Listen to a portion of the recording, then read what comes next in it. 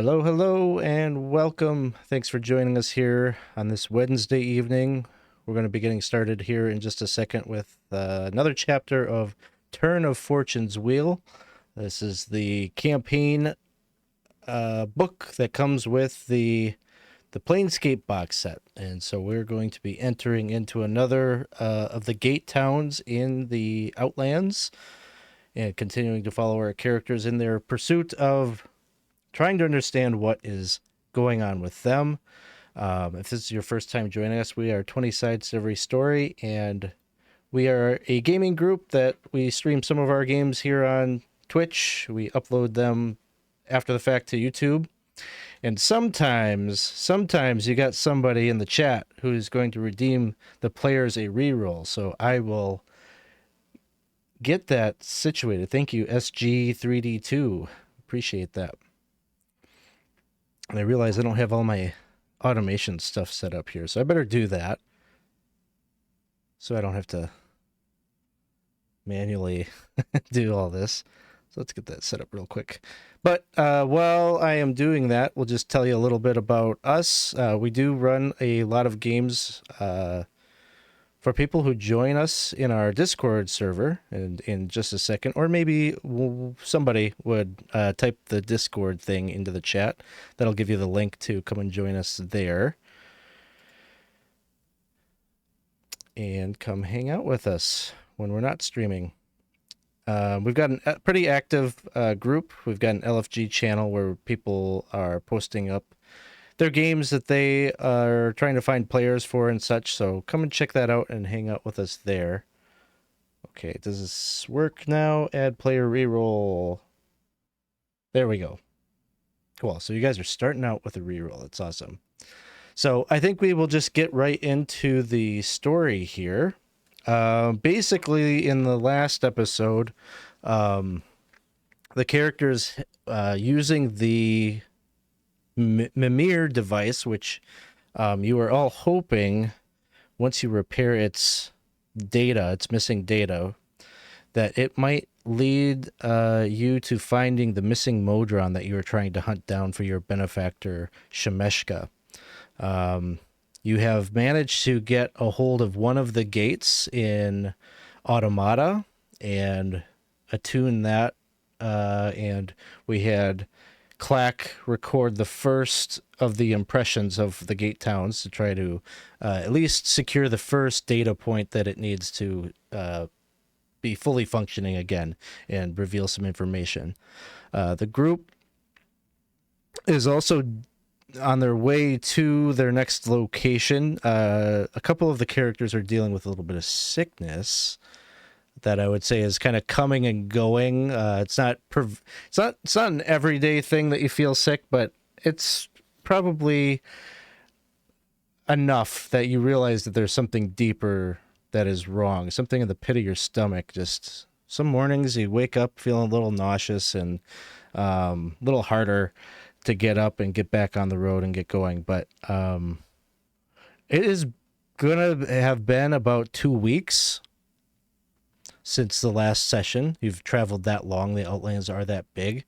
I don't know if we've really talked too much about how travel works in the Outlands, but whether by foot or by horse, you're going to end up taking you the same amount of time to get from point A to point B. The Outlands is mutable and ever changing and doesn't seem to really care about your timeline.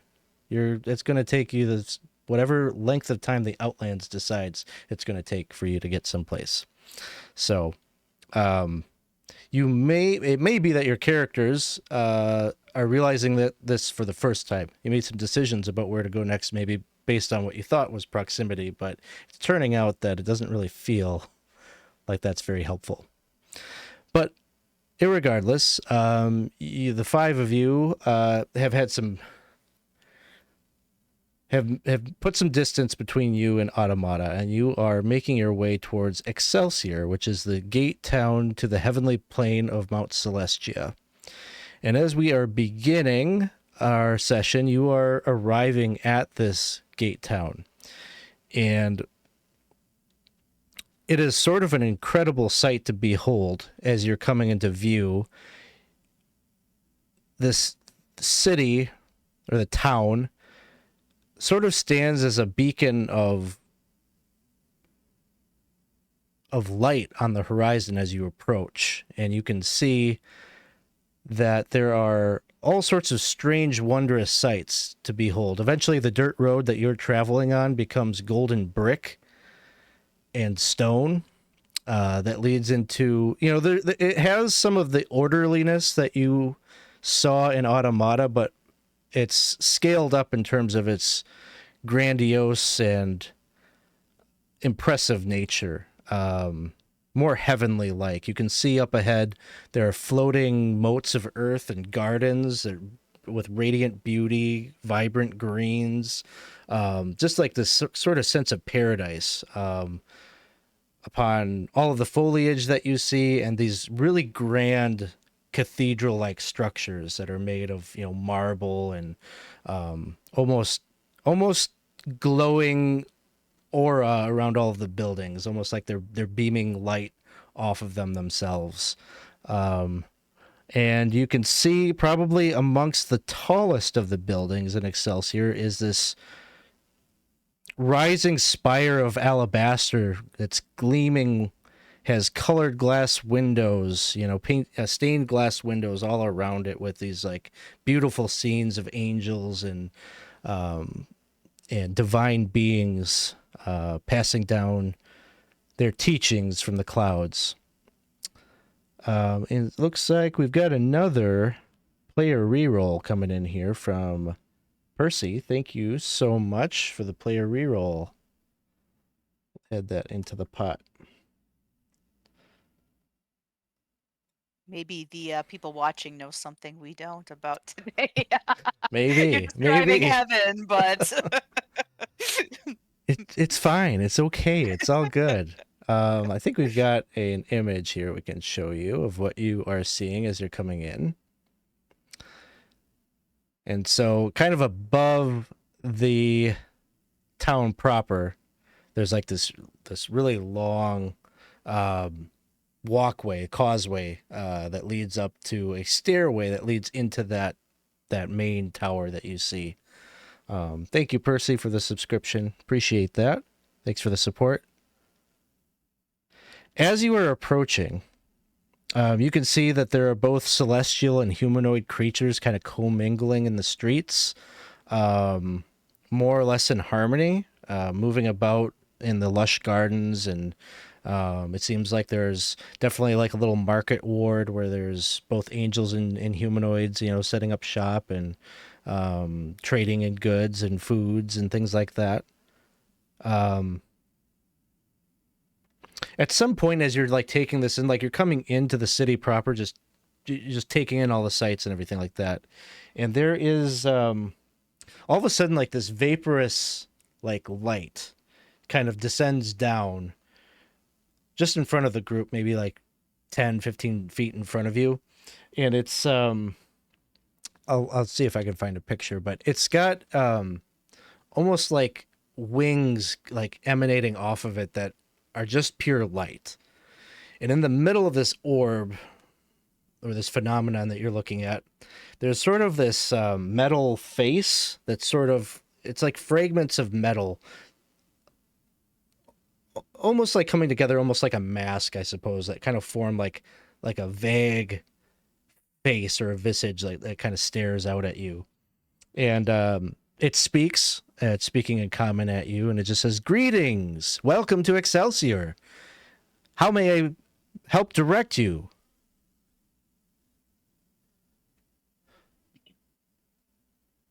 Black is just too busy staring at all in it for a second to actually give him the answer of what he's looking for.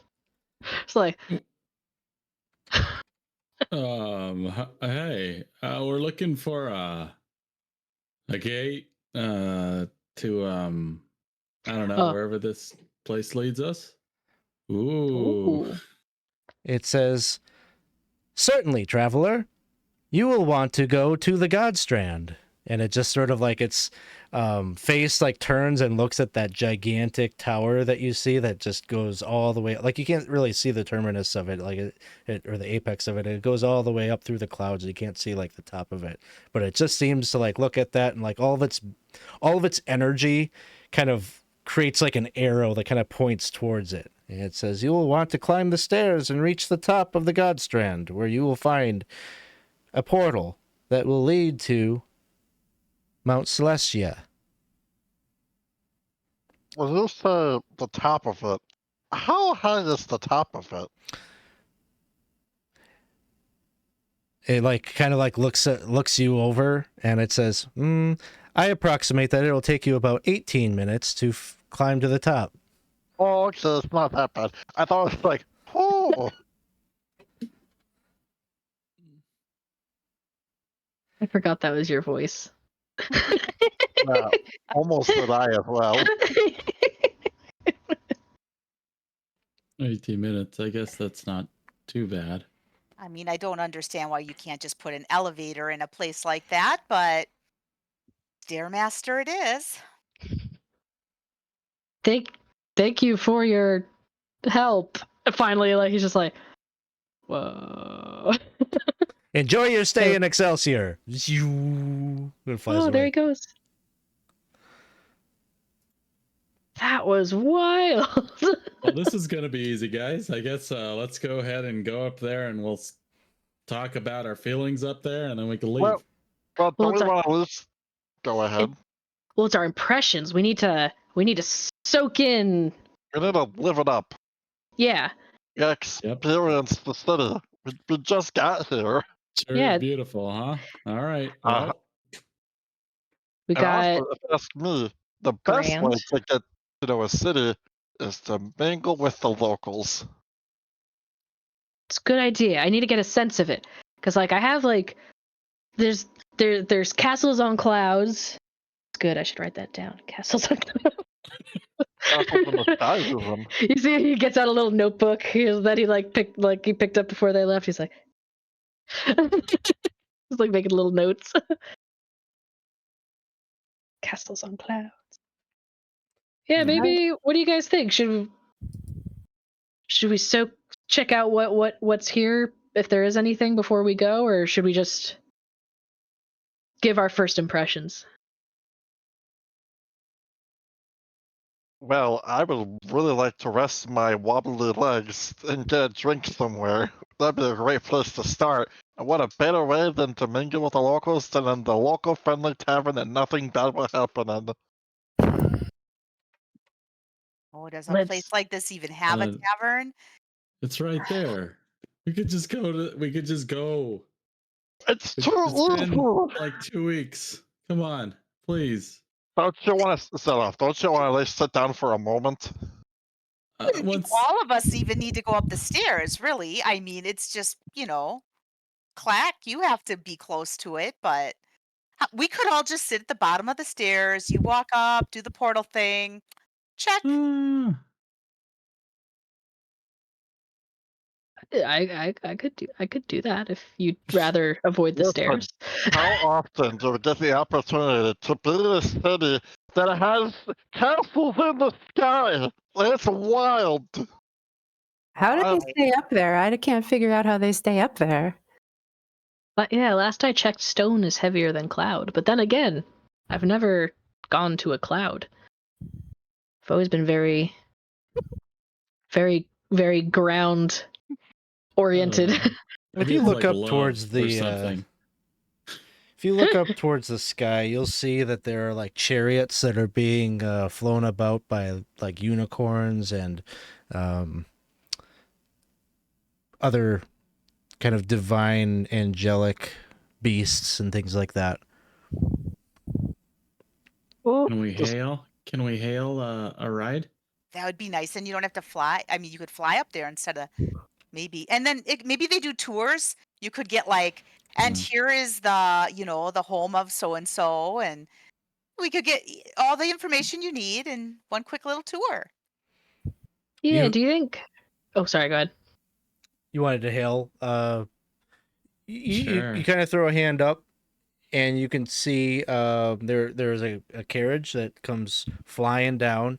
It's drawn by a single unicorn, and its driver is a kind of tint like a very fair blue skinned individual with like kind of like bright white, brilliantly white long hair. She has wings, like feathery, angelic wings, little uniform, and she parks right down where you are standing on the street and looks at you, and she says, "Where to?"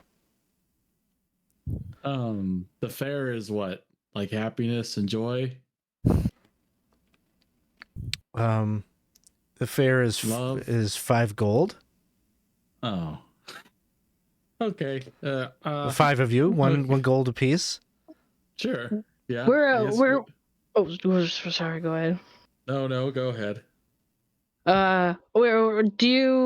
Is there a way that you can kind of, I suppose, just show us around, show us around the gate town? We've never been here before. Sure, Or pop on in. Sightseeing. We end at the top of the tower. All right, yeah, let's go. Oh yeah, that part too. She looks at you. She's like, "I can't fly you up there." Oh, how come? We wouldn't get anywhere. You got to go through the stairs. Oh, okay.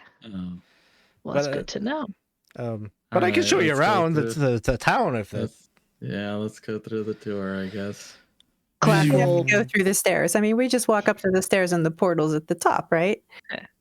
Clack will pay for the ride. Oh, So- no, okay. She'll start to fly you around.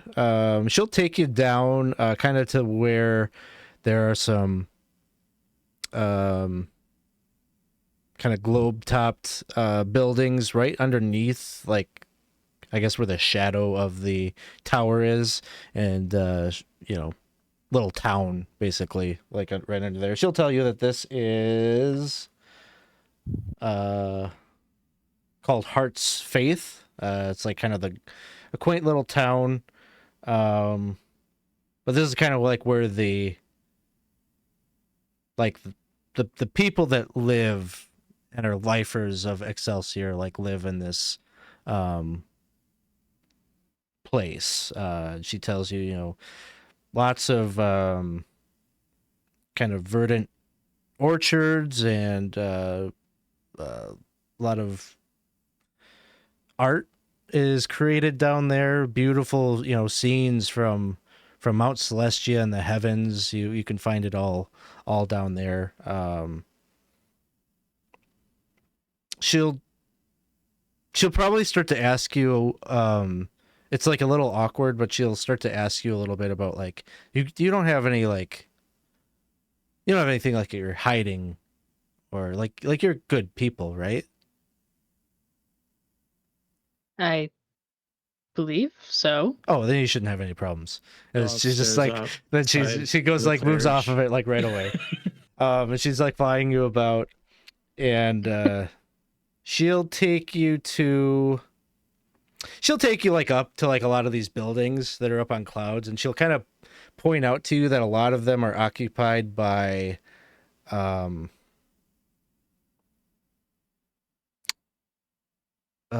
what's the term? I'm blanking on what the Planescape term for it is, but essentially people that are representatives of their high-ranking representatives in their faith. So high priests, like the level 18 paladin lives over there, that worships Helm or whatever. And she'll be pointing out all these different very notable kinds of people that I think probably unless any of you are,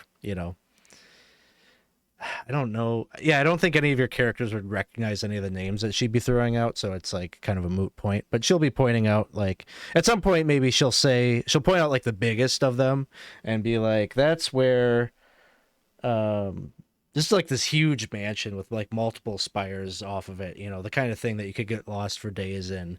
And she'll say that is the home of I want to make sure I get the title right. The High Chancellor. The High Chancellor of Excelsior. 4-0.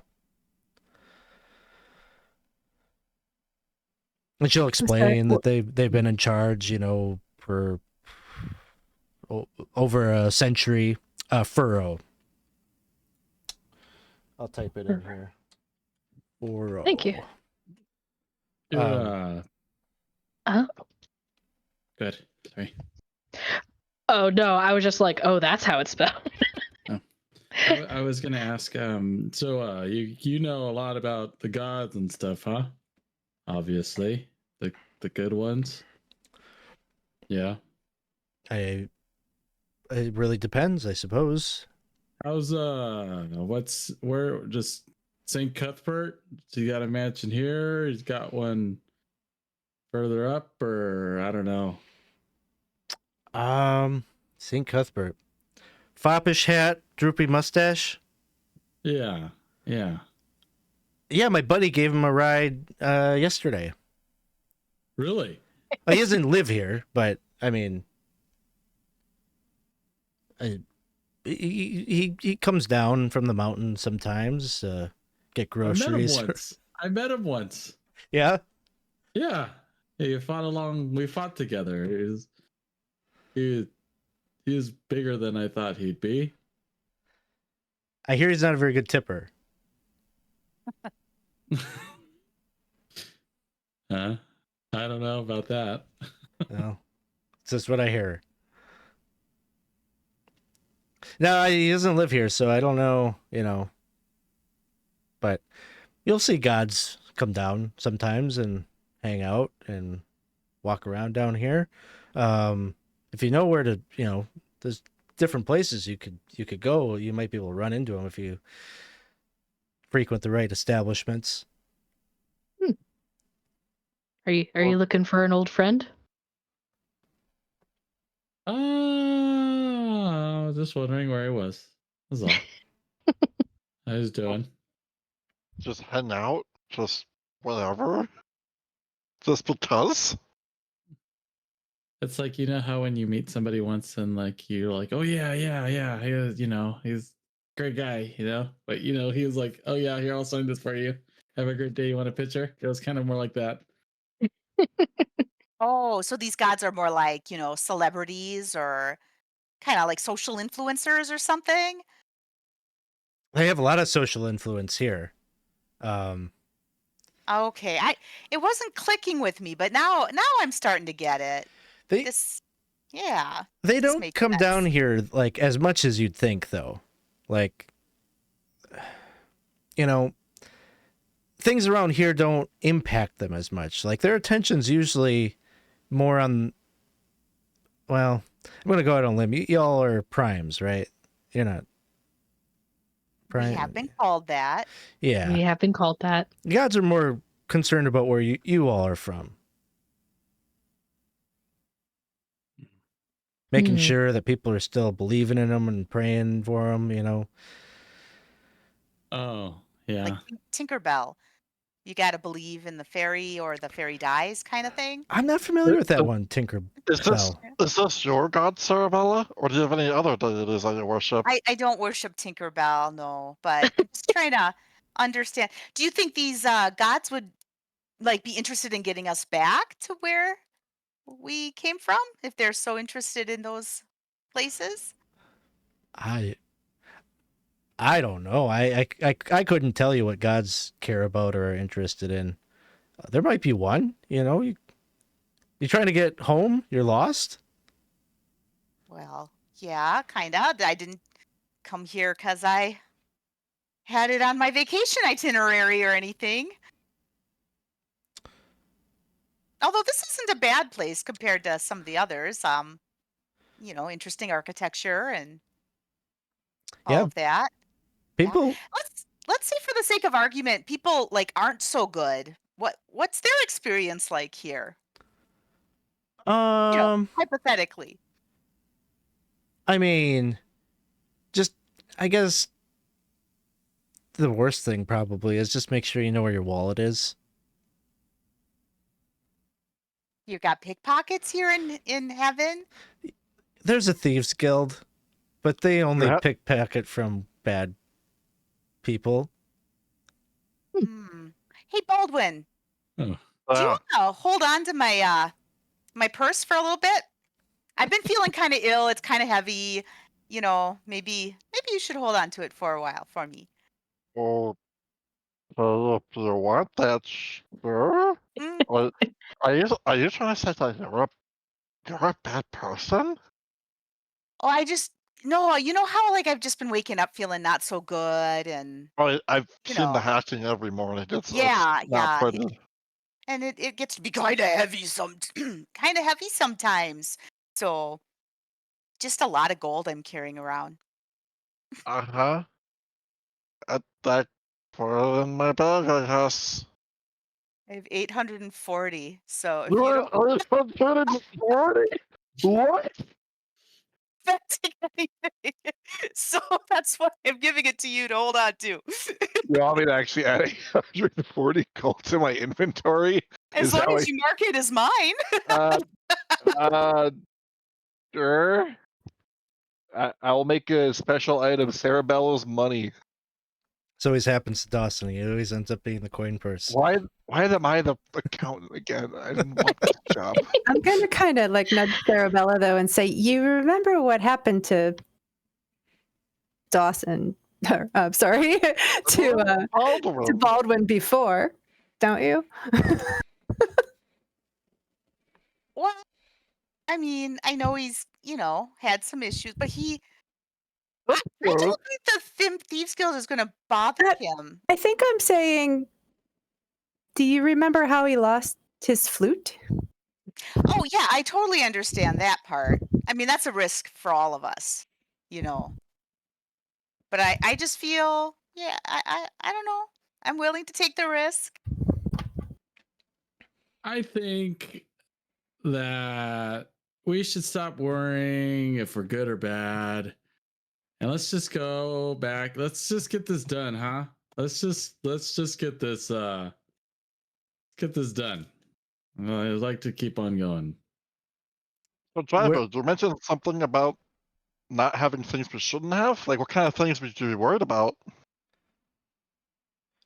Oh, I mean, I don't know. Have you killed anybody? They usually don't like that. I stay silent. Okay. What if they're bad? Should we keep bad going? People? Like, because killing someone who's like attacking you and it's like self-defense, that's not bad, right? I could see that argument. Man, I mean, are you guys philosophers? No, here we go again. Did you know I had a whole philosophical conversation like the first week I was in here? It was wild. I do Oh believe yes, that. we are. Well, we are philosophers. Well, I could take you. She like turns the 90-degree turn in the carriage, and she flies you down to this area. It's like right underneath that overpass, I guess, that rises up over the rest of the town, and you can see there's like a forum. There's like a kind of a natural park, and there's a lot of stone and kind of a circular plaza where there's a number of podiums kind of set up on a stage, and you can see there's some people at these podiums like kind of gesticulating wildly, and you can see that they're giving impressive speeches or they're debating ideas or whatever. And she tells you, when it comes to morality and like good and lawful arguments about how we should run our affairs and such, it oftentimes happens down there in the forum. It seems like different folks have different ideas about what it means to be good and what justice is, and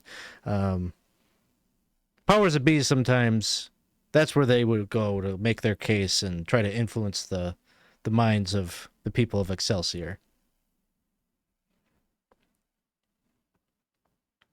Maybe That's very interesting.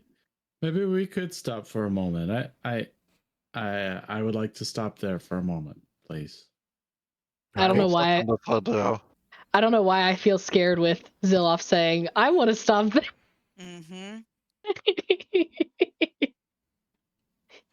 So I think it'll be cool to stop there. she Sorry, takes go ahead. you down there. You can see there's some gilded. We'll say there's like 3 currently that are on the stage, and there is we'll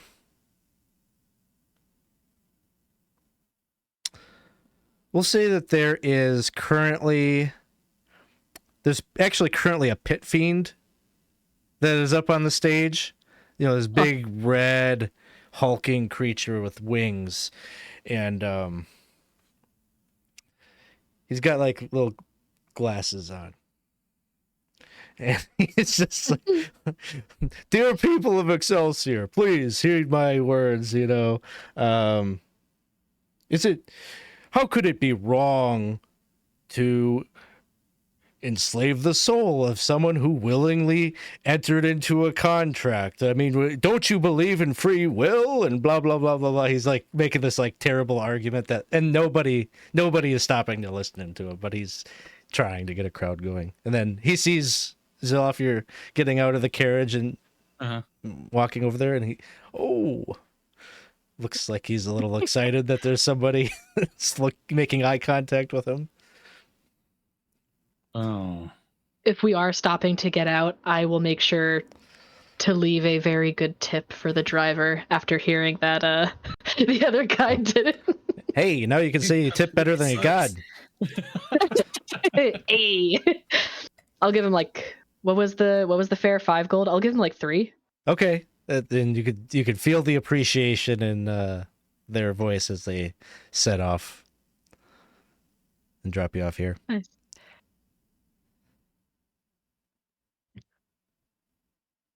So Zilloff, you're approaching the podium. Yeah. Is this the Pit Fiend? Is he still talking? If you like get up on the stage and you're gonna go to like one of the podiums, he's gonna like get silent, and seems like he's like giving you the floor basically to the audience of none. Hey, I guess I wasn't planning on talking to a Pit Fiend about this. It's okay though. I'm happy you're here. Hi. Hello. I'm Zilloff. I did bad things, but I feel like I'm not doing such bad things now. Am I still a bad person?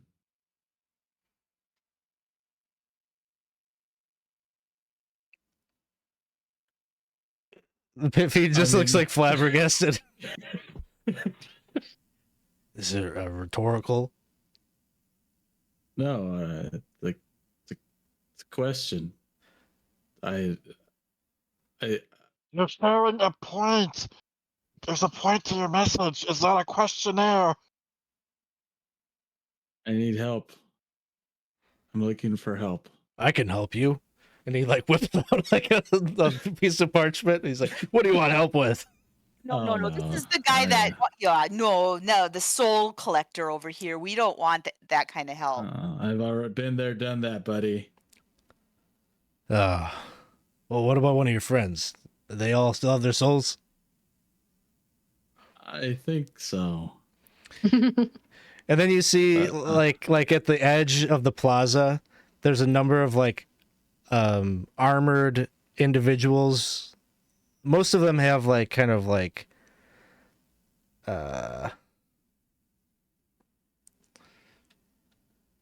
animalistic faces, like lions, and there's a couple that have like wolf heads, but they all have like these angelic wings. Like they very clearly, like they're like the foot patrol of Excelsior, and they're all getting out like clubs and such. There's like 12 of them, and they're getting out their clubs, and then the Pit Fiend's like, "Oop, see you guys later."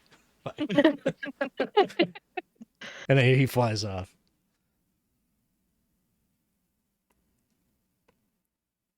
Well, that was very interesting. Zilloff, I don't think you're a bad person. I've only known you as, this person, and you've always been doing things to help people, like help us. Uh-huh. I I don't I don't see you as a bad person. I mean, compared to how we first saw you, it sounds like you've came around. And if you care about being bad, then you probably are good at least a little bit, right? Because bad people don't care that they're bad. They don't they don't they don't care. You do. You're Yeah, showing empathy. I guess so. And it's like he's still standing, like on stage, talking to just you, just everyone in his group. This party is the only ones there, I guess. Apparently, I guess. Occasionally, people stop and they listen. They're like, "Oh, they're talking about whether this guy's good or bad," or move on.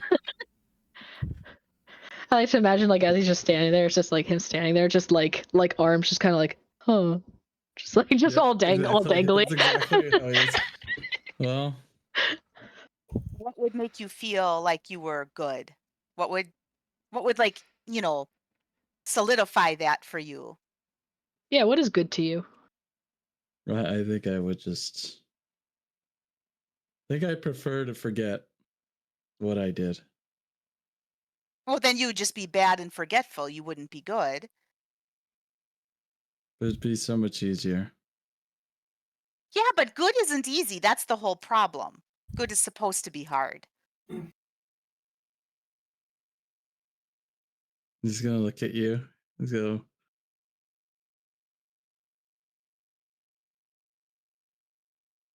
That's. Thank you. That's right. Anytime. That's what I'm here for. See, I'm a good person too.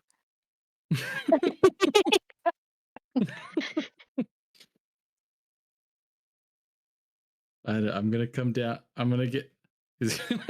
I'm coming down now. And thank you. Gonna offer. There you go.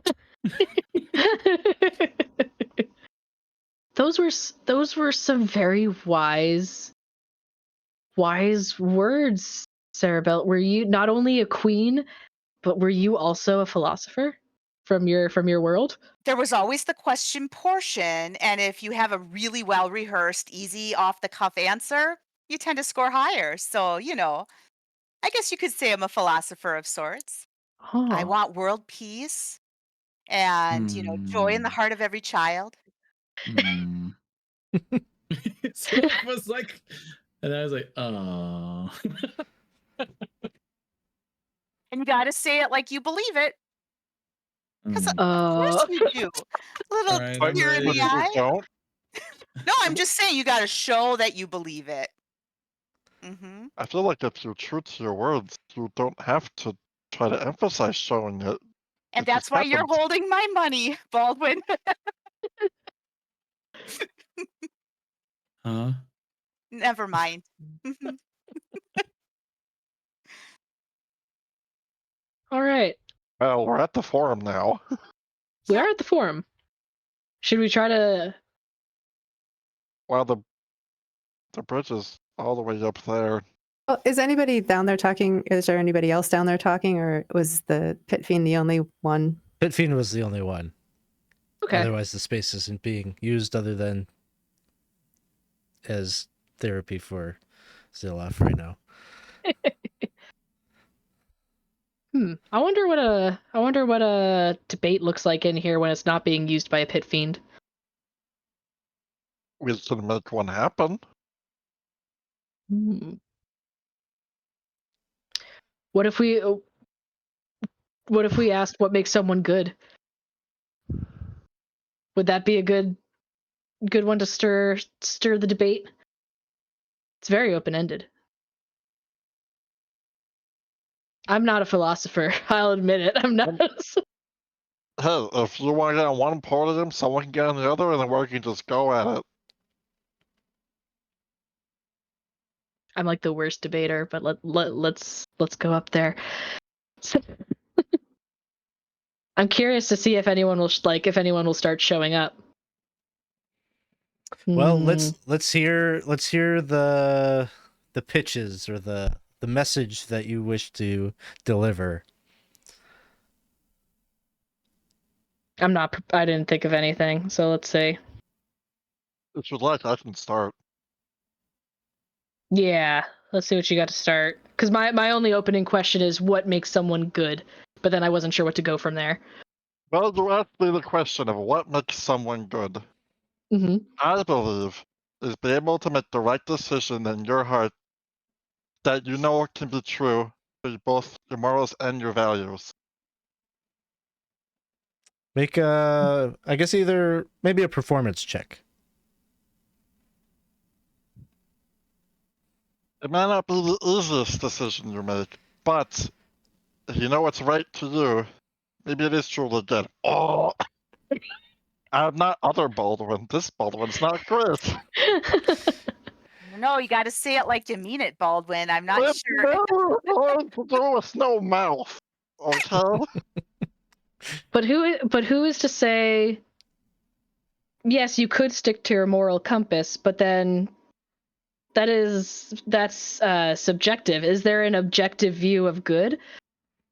Like, sure, like we can all agree that something is good, but then is that because of what a society has deemed to be good, and then we just agree on it, or is there truly an inner moral compass, or is it a societal moral compass? I don't know if Performance that check. makes sense. I hope that made sense.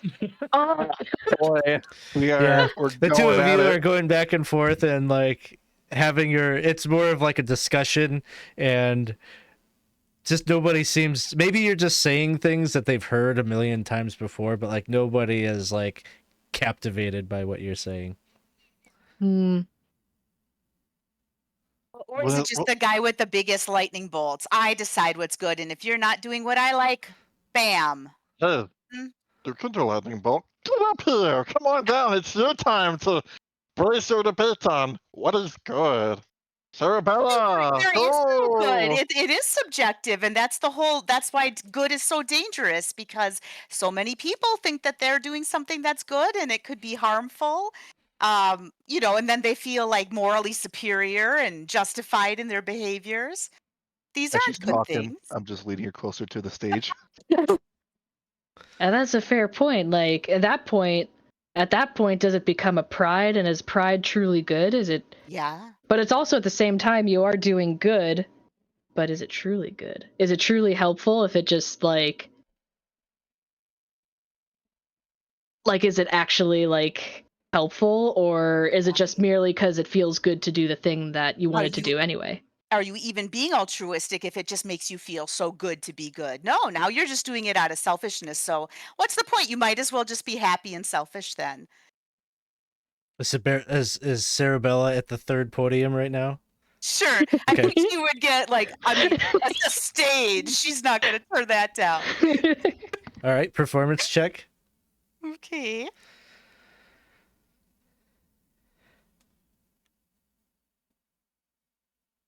This is something I'm proficient in. So as you are making your points about it, maybe it's like the person with the most strength or the most beauty, or has like some quantity of that thing that maybe dictates law or good or whatever. There is this gigantic figure that kind of comes lumbering into the square. They're maybe 20 feet tall, kind of bluish skin. They're radiating like a little bit of an aura, and they're wearing like a toga, white cloth kind of thing. And they just point down at Cerebella and they say, "Yes, yes, that is correct. It is the gods, after all, who give us law. It is the gods and those at the foot of Mount Celestia who give us guidance and how to live good and moral laws. The little people like you should heed their edicts and their wisdom, for they are the creators of this multiverse. You're putting your own little spin on it, but yeah, kind of. Yep. That's what I was saying. Good is defined by those with the power. What if one chooses to not walk their path, but still have more of a righteous heart? But what? They may not walk in the paths of the gods themselves, but by their own moral code and own justified reasons, they can still do good. So you're saying that good is more so defined by establishing and sticking to a code versus sticking to the code of another individual? That could be one way of envisioning it. Why You see- live your own life by someone else's morals?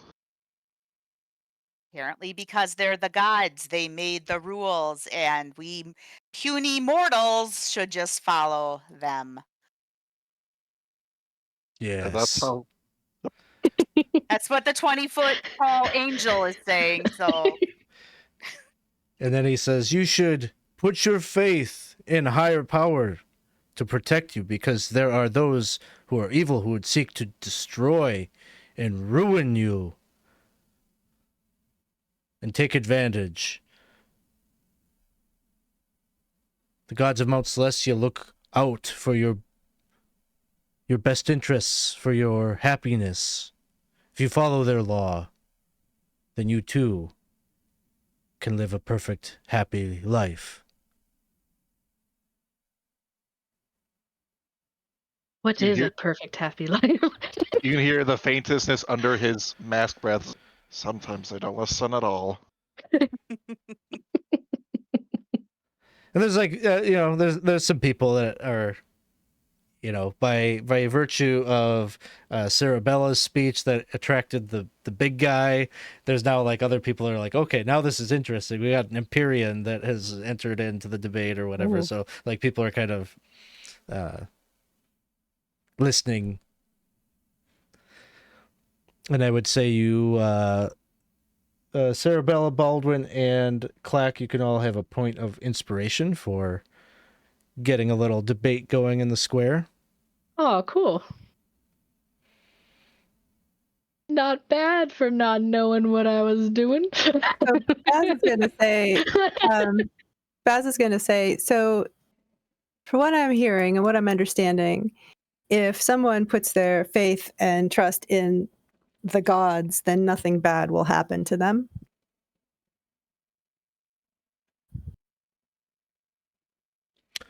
The Empyrean would likely say if enough people put their faith and trust in the gods, then they will embolden that protection that could be bequeathed upon the mortal folk.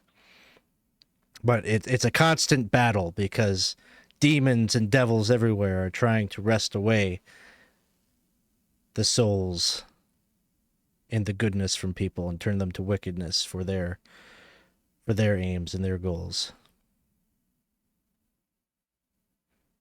What if something bad just happens to somebody without, them choosing it? Like, and then I'm gonna look over at Baldwin and be like, what if somebody like had some kind of incurable disease? That's really nothing of their choosing. All disease comes from the abyss and spreads like, they'll give you an explanation that, evil is the root of all disease and suffering and such. So then that person would have been touched by like a demon or by evil. And the only way they could be saved is if enough other people put their trust in the deity. It's sort of out of their hands either way. And he'll counterpoint with you, and this will go back and forth. Oh, Baz isn't going to argue. Baz is just going to kind of put his head down and sort of shake it like, mm-mm. And you can see like a lot of the folk here are, as you have gotten the sense, a lot of the people stay here in Excelsior, stay close to Excelsior once they've visited this, near utopia. And so a lot of them are kind of in agreement and listening and nodding along with the Empyrean. Because these are the people that have already made this decision like long time ago. Well, there you go, Clack. Got some impressions, I bet now, don't ya? I did get some impressions.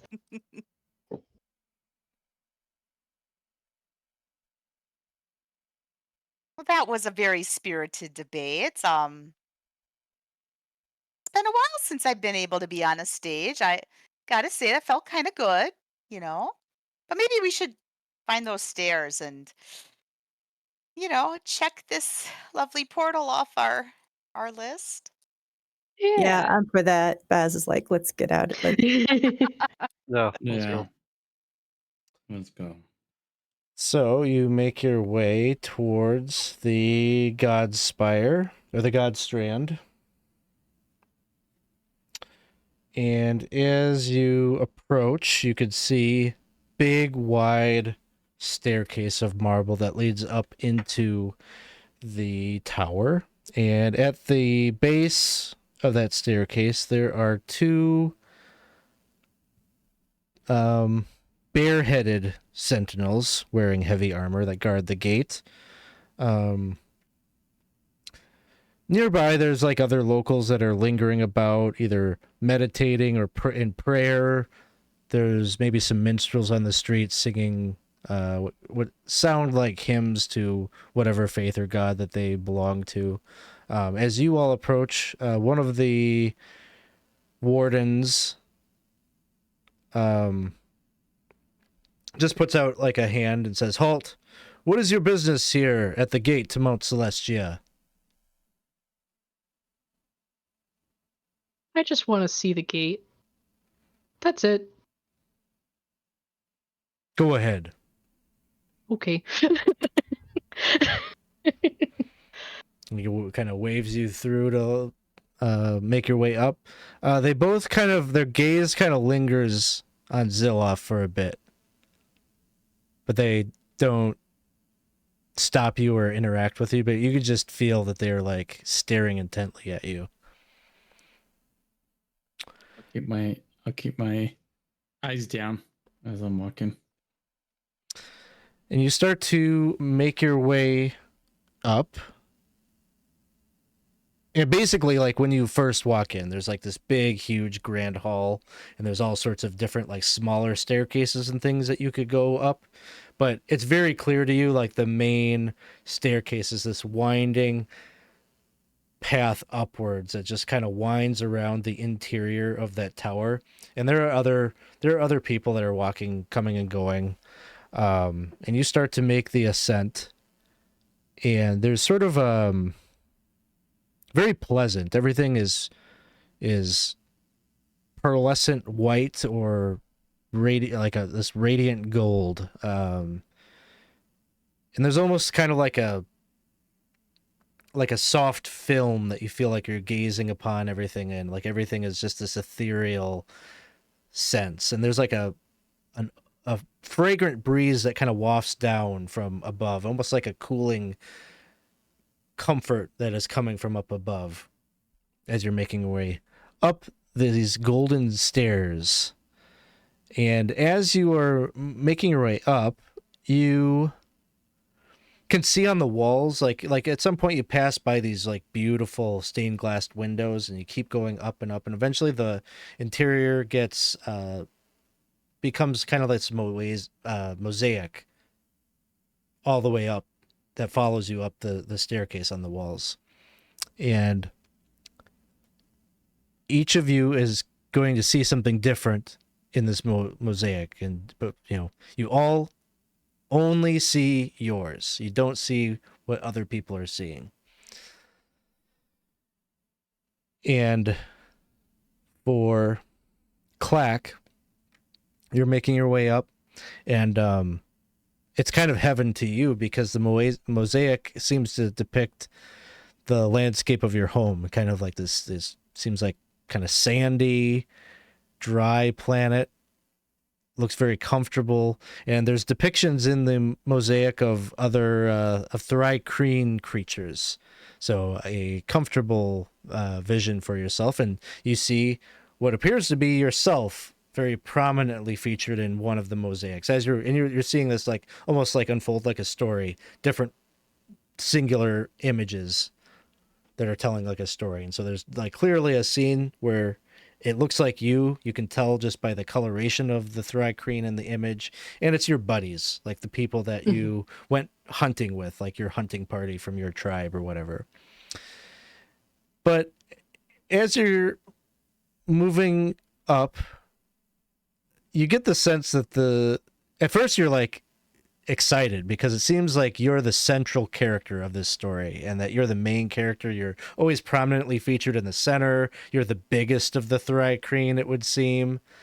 But then you're starting to realize that the image, it's starting to shrink you a bit until you're like just the same as everybody else. And yet you're still like the prominent character who seems to be featured like kind of butting in front of the other hunters to get like the final kill, or kind of yoinking people back to take their spot in line to talk to the chieftain or whatever. Like you're always shown, and you're starting to see yourself from like this, like, was I really like that kind of perspective?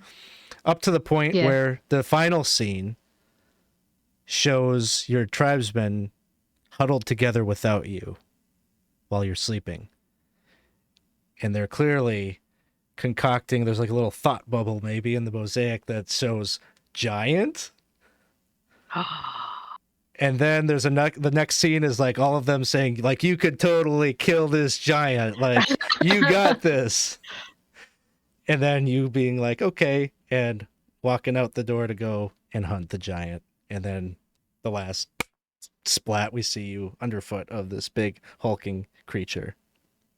Like each time, like as he goes on, he starts going from like, yeah.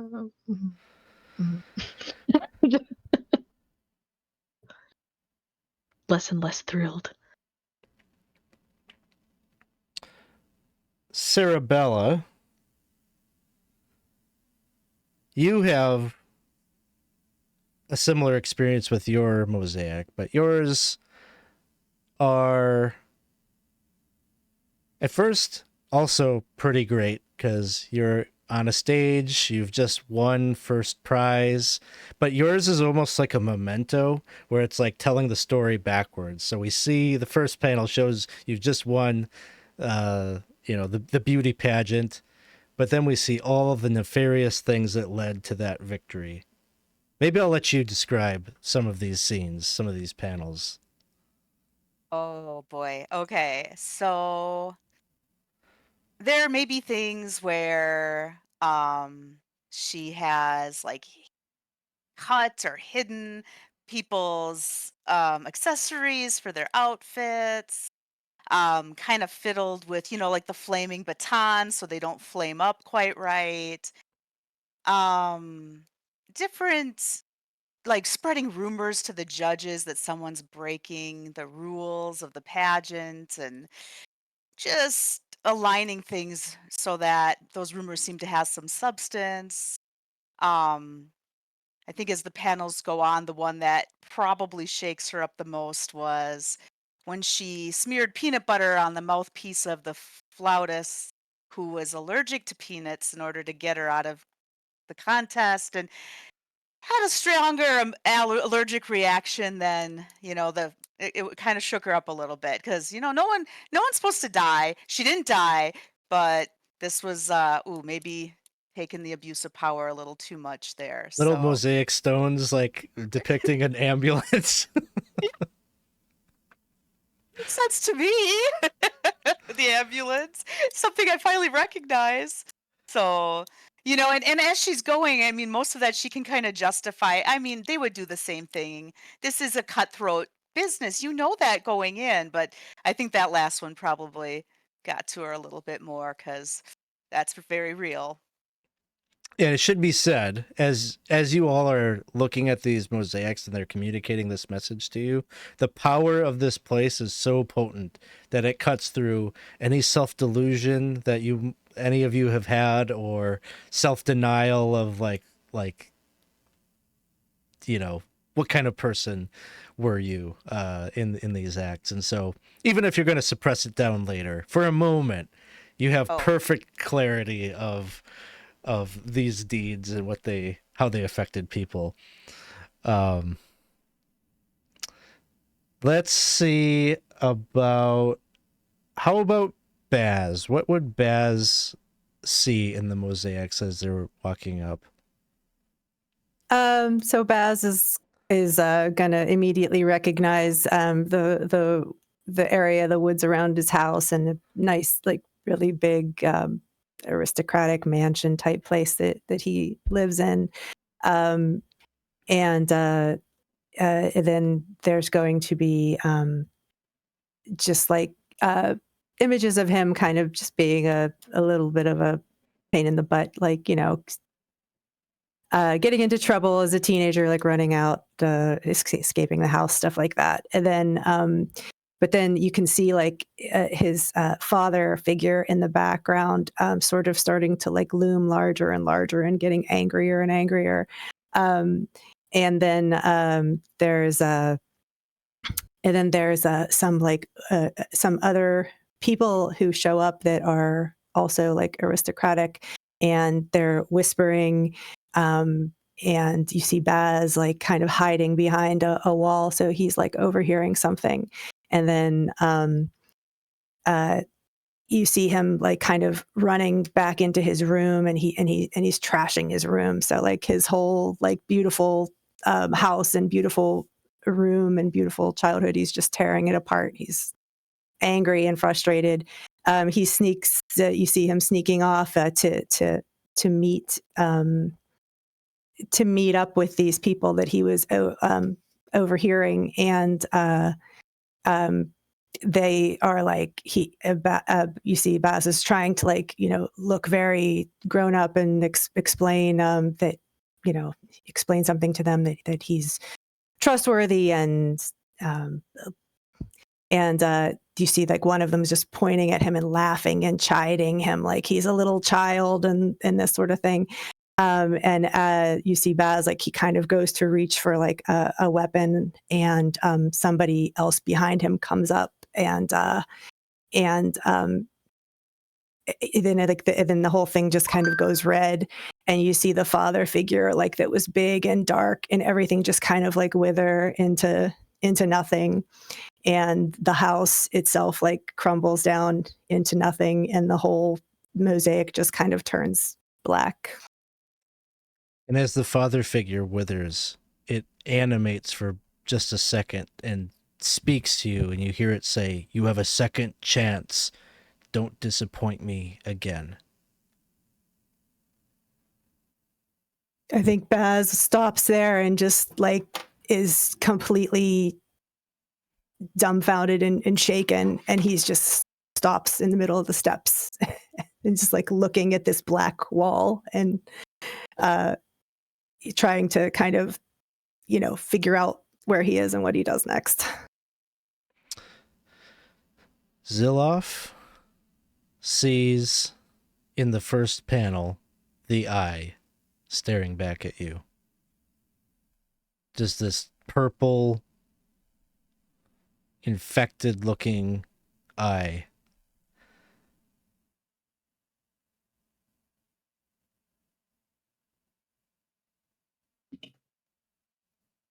He kind of just stares at it for a bit.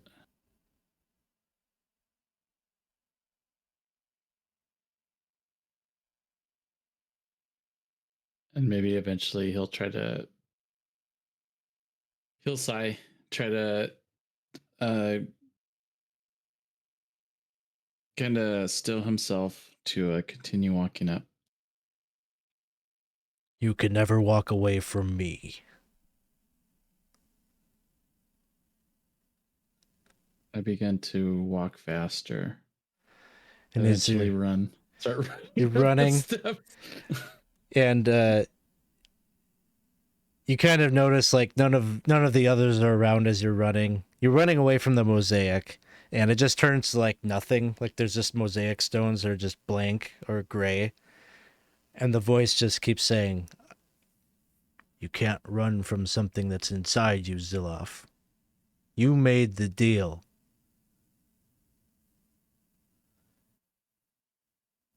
Your soul will forever have me imprinted upon it. There's only one way to erase all of this, and it is the gift How? that I can give everyone when I am released."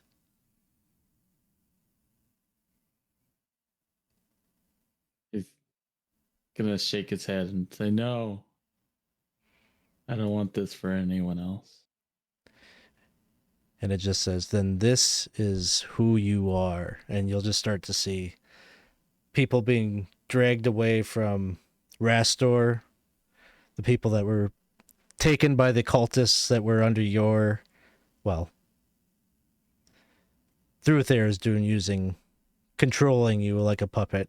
All of the people that were taken to be used as sacrifices to their evil rituals and all of the terrible, terrible stuff that happened back in Hamlet is there in the mosaics, just taunting you like with every little scene, every little life, everything just laid all around the tower.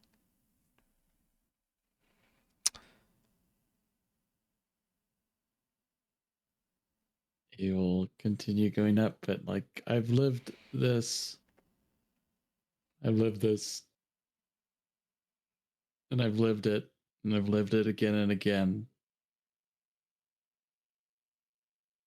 He will like just cry, continuing up, like, and now he's not gonna kind of like.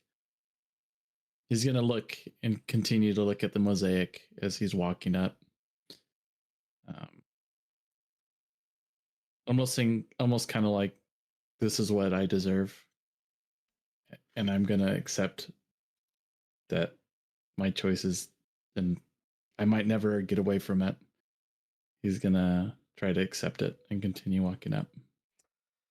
As you continue walking up, like you feel like maybe you're pushing past it, you're accepting it, but then there's just a veil at the top of the stairs, and the veil is the eye. Like it's like an aura, almost like a phantom curtain over the stairs, seeming to communicate to you that you cannot pass, you cannot walk up these stairs.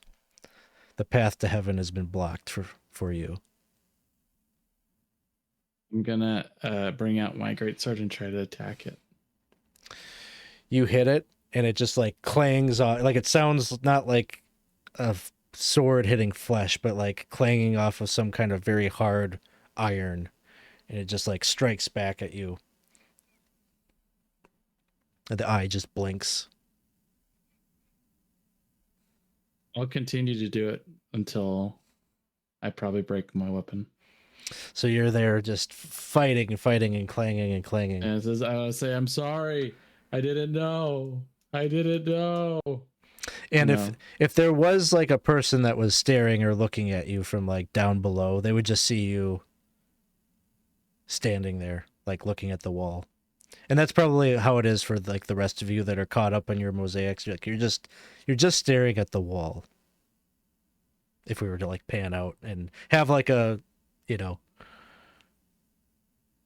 bird's eye view of what's happening. Baldwin,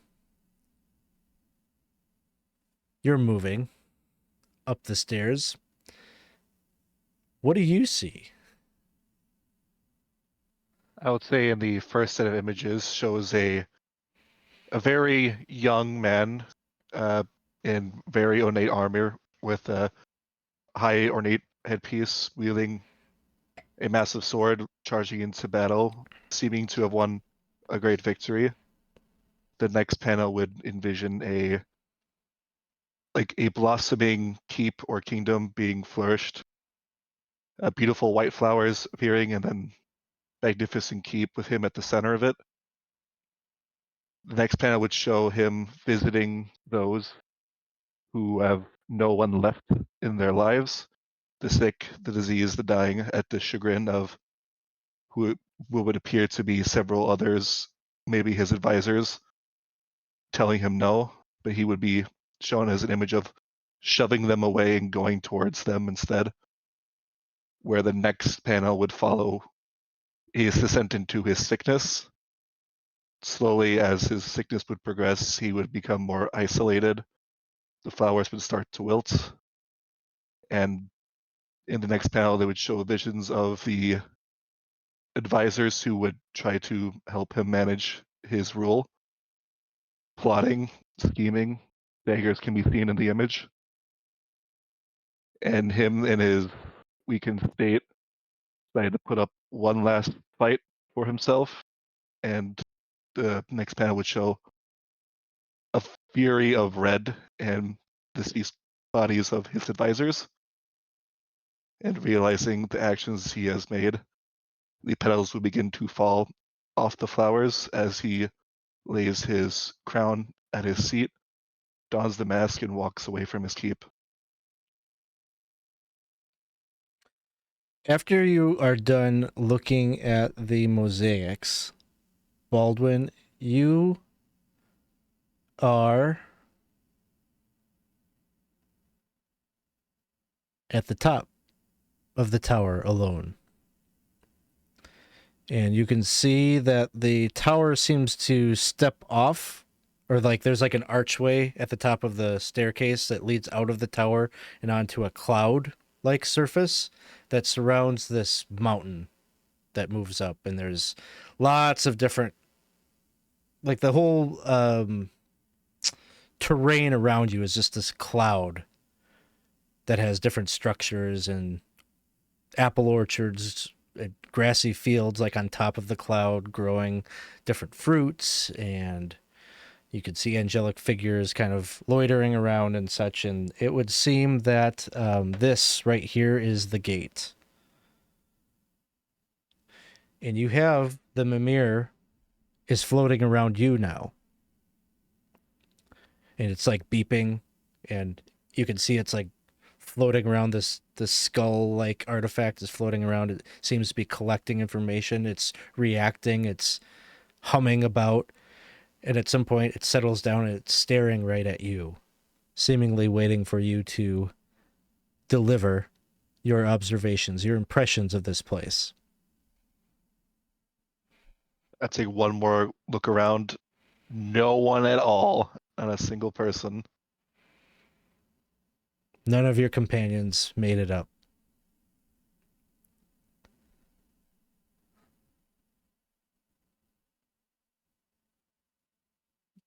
I don't want to do the voice. Ah, shit. While Excelsior itself might be the pinnacle of what societies deem to be the utmost good, there's still some underlying lies that it lies beneath it. For every good, there is a bad, and while people may exemplify themselves to a higher standings, people can at least freely debate in what they can and cannot believe in a setting such as this. While we all may hold our burdens towards what we have done, at least there's always a shining example of what could be. And that's how he'll end the message. And exactly 18 minutes later, you have gone to the top and recorded your observation. All right. So, Baldwin, upon recording your impression, would you head back down the staircase to meet up with your companions? You'd probably wait like maybe another 4 minutes at the top, see if anyone just got tired on the stairs or something. And then after the 4 minutes, he's like, we start just leaving, going down. As you're coming back down the golden staircase, you'll see each and every one of them seemingly almost hypnotized by the mosaics. And all it takes for you to snap them out of them, that is just like a tap on the shoulder or whatever, of a verbal kind of thing, and they snap out of it and then realize they've been standing there staring at the wall. Oh, whoa! I don't know. Should we keep going or up or what are we The doing? message is recorded. We are free to leave. You did it. Oh, Oh, thank God. Did you talk about the unicorns and the blue guys and all that stuff? The gold Not a- steps and the carriage in the sky and Not exactly. I got more philosophical. it's probably best that you did it then.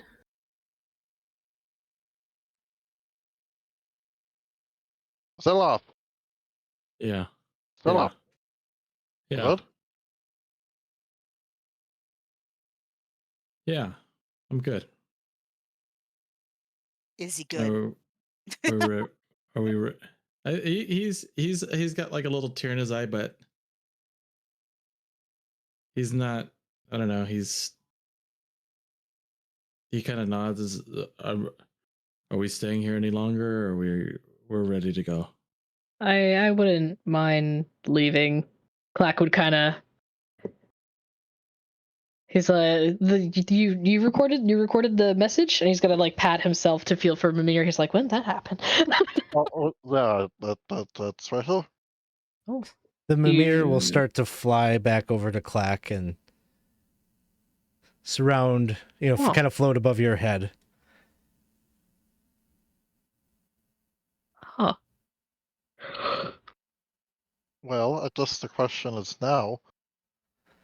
We just want to spend the day here? Or you want to run to that rib bone place or whatever that sounds horrible and nasty? You know, it's honest, and sometimes honest is better than good. I don't feel very good for being in a good place. I feel guilty. Well, that doesn't feel very good. No. That's choices we've made. It's what we have to live with. Yeah, here. I was doing perfectly fine not living with guilt before coming here. Is there someone there, like you said there was somebody at the bottom outside, but is there somebody there, like in the stairwell, to ask a question about the building? Yeah, you could go talk to one of the guards if you want.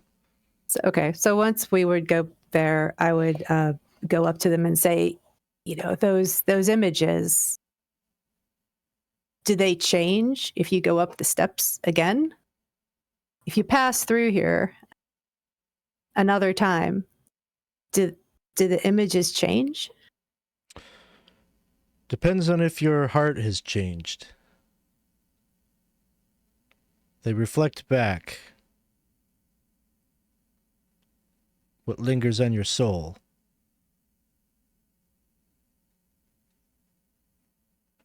Okay. And as you're talking with the guard, there is a figure that you see, kind of imposing figure with a foppish hat, big mustache, wearing a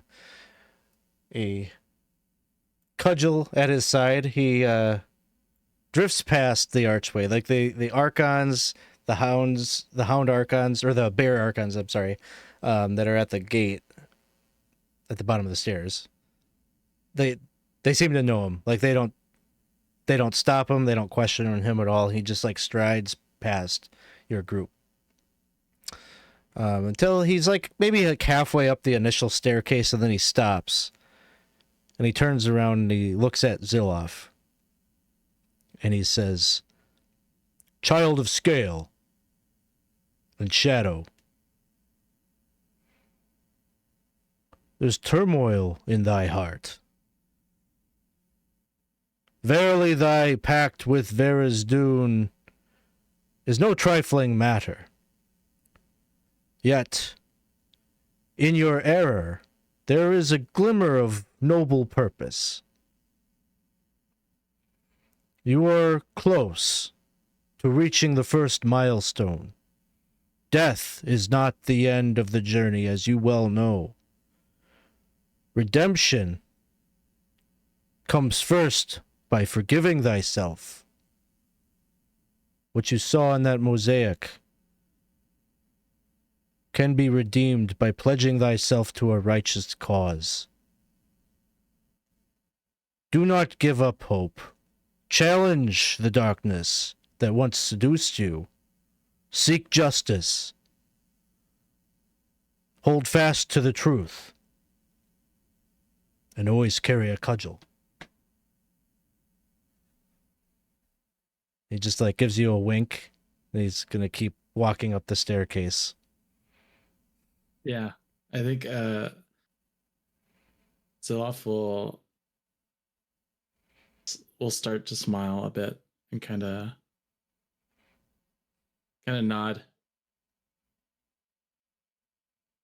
and just he's just like overwhelmed that I don't know, that I think he thinks that he's trying, and there's, I don't know, maybe he just needed to hear that there was hope, but he kind of nods by and looks back at everybody, says, yeah, I'm ready. Let's go. Let's go. That guy had one heck of a mustache. Yeah, that was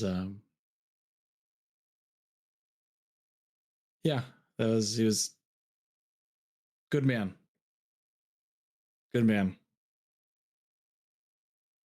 So I guess you need to get a cudgel somewhere in town before we go. He's gonna start like laugh crying. I guess. I guess.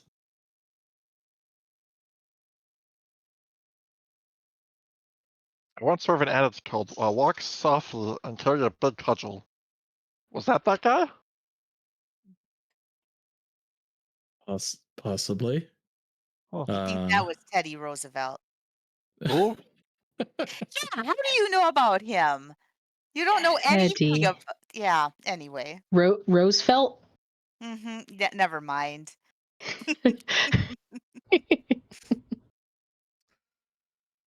Maybe So- some things just transform every plane of existence, I guess. St. Cuthbert 2024.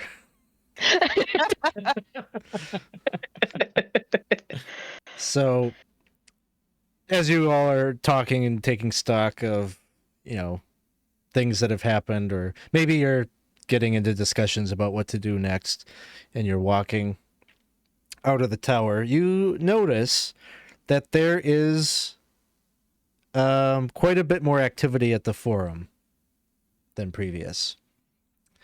And there is clearly a human man who is wearing plate mail armor.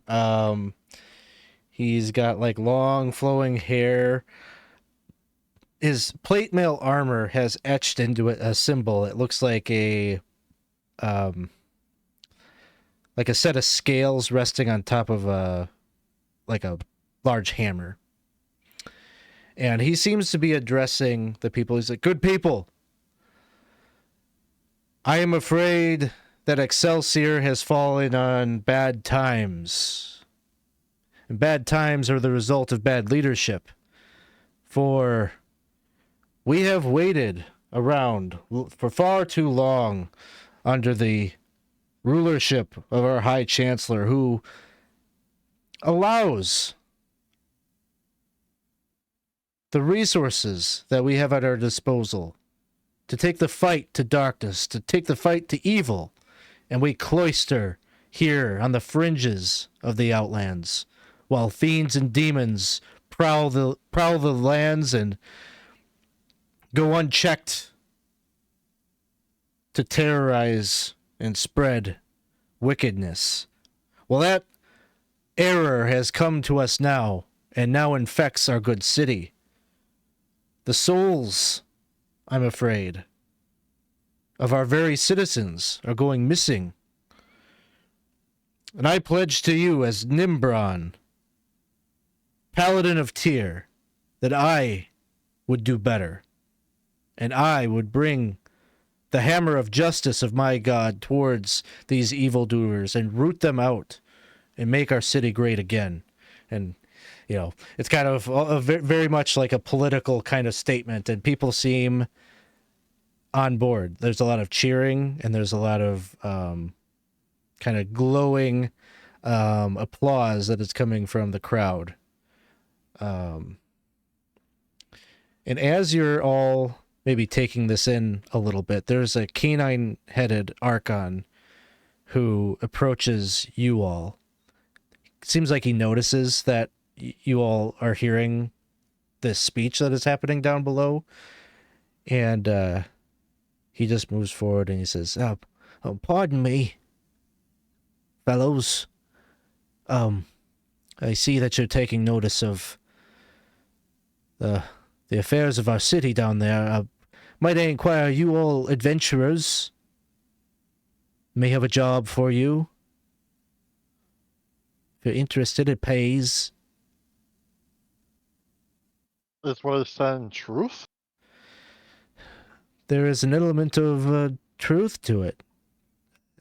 There is a bit of... There are people that have gone missing for weeks now. I'm in charge of trying to investigate and find out what is going on, but I haven't been very successful, and I'm afraid of what comes next if I don't deliver an answer. I've seen this kind of thing happen before. It's usually quick, but it's usually bloody. My goodness. So if you don't find out who's responsible, they're going to kill you? Oh no, I'm just mean regime change is a costly thing. And it seems our good friend down there has a lot of support. It feels Gotcha. familiar. Yeah, when he says the souls are going missing, that's like, figurative language. Like people are going missing. Yeah, there's been about 5 or so far. I think I've got it narrowed down. I've got a lead, but I just don't have any evidence, and I can't just go off of speculation. See, there's a tiefling who goes by the name you can imagine, Sincerity, who is linked. I have her linked to each of these disappearances. Either she was at their home, talked to them earlier that day. She's the common link, and I know she knows something, but she is just elusive. I mean, I have her in custody, but her answers, like everything that she responds with, I can't lock her down. I've been questioning her for days, and I'm going to have to let her go. I've got no proof to hold her. I can't accuse an innocent person after all, and by all accounts, I've got nothing. That's where I'm hoping that maybe I could get an outside perspective. You're adventurers and you look the part, you're resourceful. Maybe you can help me find something that I am missing. I'll pay you 2,500 gold. And I'll give you this. And he kind of gestures to a pin that he's wearing that it's sculpted with a canine face. It looks like maybe it's like a house sigil. And he says, "I'll give you this. It's protected me. As I've watched over these streets, it'll protect you."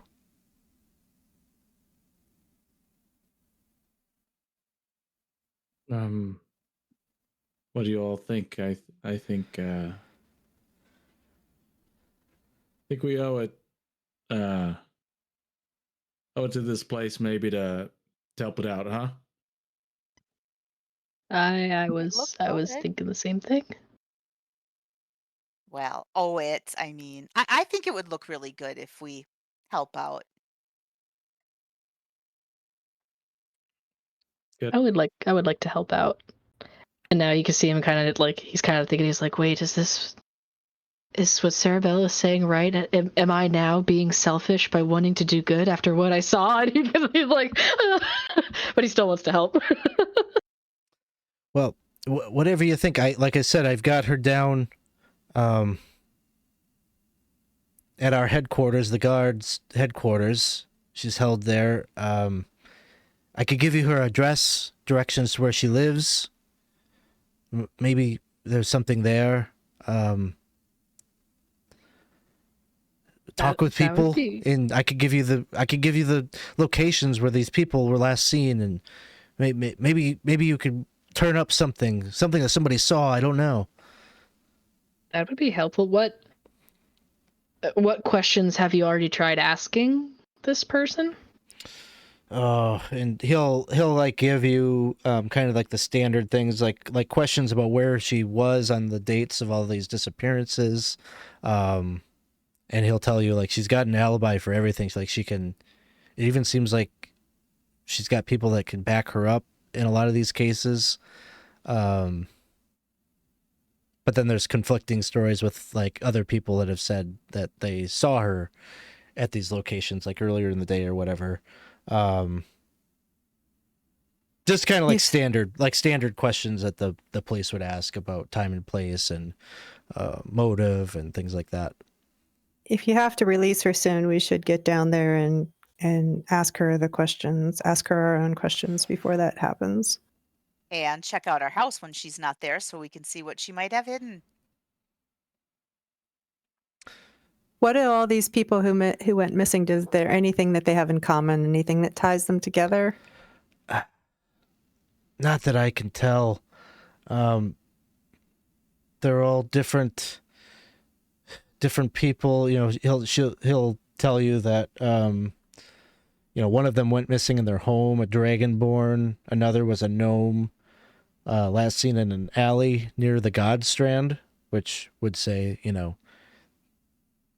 there's a lot of security there. It's shocking that no one would have seen her, or seen who had done it. A human at the temple of a god called the Sunweaver, a human last seen at his home, and there was a tiefling last seen at the Forum. Oh, we're at one of the sites. Well, it's just right down there.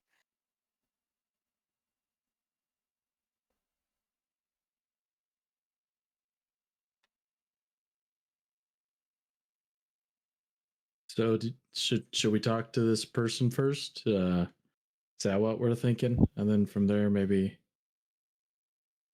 go from there? Well, yeah, or we could kind of split into two groups. If all five of us go and talk to this person, it might be a bit overwhelming. Some of us could go check out Sincerity's home. While the more suave, you know, honey-tongued members of the group see what you can get out of the tiefling. Tieflings are the ones with horns, right? Yeah. Which one with horns? Well, that's true. We've seen. I'm still learning. I think you're right though. All right. So two teams. One that was going to go and be the interrogation team, and one is going to be the sleuth team investigating the home. Who's in which team?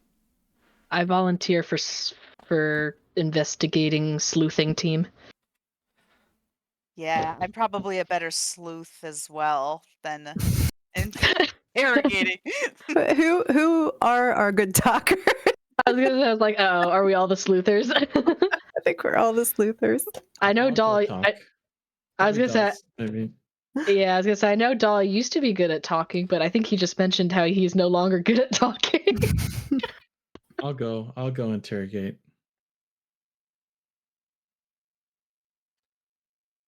Should we put Zilloff and Baldwin in the interrogation group and Klakacht, Cerebella, and Baz in the other? You could be good cop, bad cop. That's what I was thinking.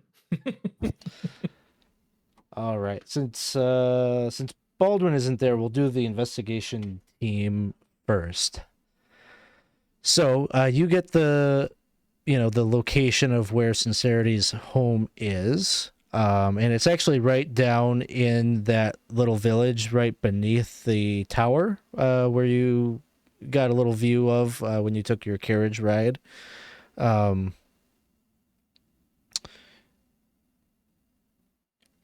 It isn't a terribly large home. Kind of has this like cozy cottage kind of feel. It's a stone house. It's kind of got a thatched roof. There is like a brick chimney, fireplace on the one side of the building. There's a little picket fence that runs around this the side of it, and the grass is kind of tall. Like it's probably like a good foot tall, but it's very, like, again, vibrant green. There's these big, huge, like, sunflowers that are kind of growing up. Little stone path from the picket fence gate to her front door, wooden door. And all around,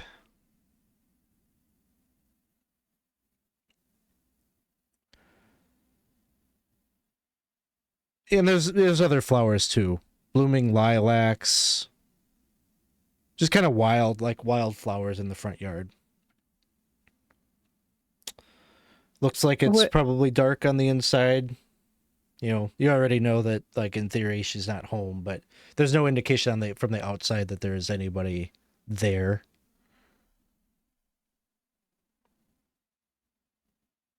And the guy that we're working for, the individual we're working for, is like law and order. So, are we allowed to be here at the house? You probably get the impression that that's partially why maybe he is enlisting you, is that you're adventurers who maybe are not beholden to his same code. So he's not with you. He would have gone with the group, the interrogation team, to, like, bring them down to the station, the headquarters. So you get there's like this unwritten, like, you can, you feel like you've got his authorization to do what you need to get the job done. Is there any indication, like on the walkway or in the garden, that there's been somebody there recently, like anything knocked over or stepped on, or? Make an investigation check. Oh. I couldn't find it. 16.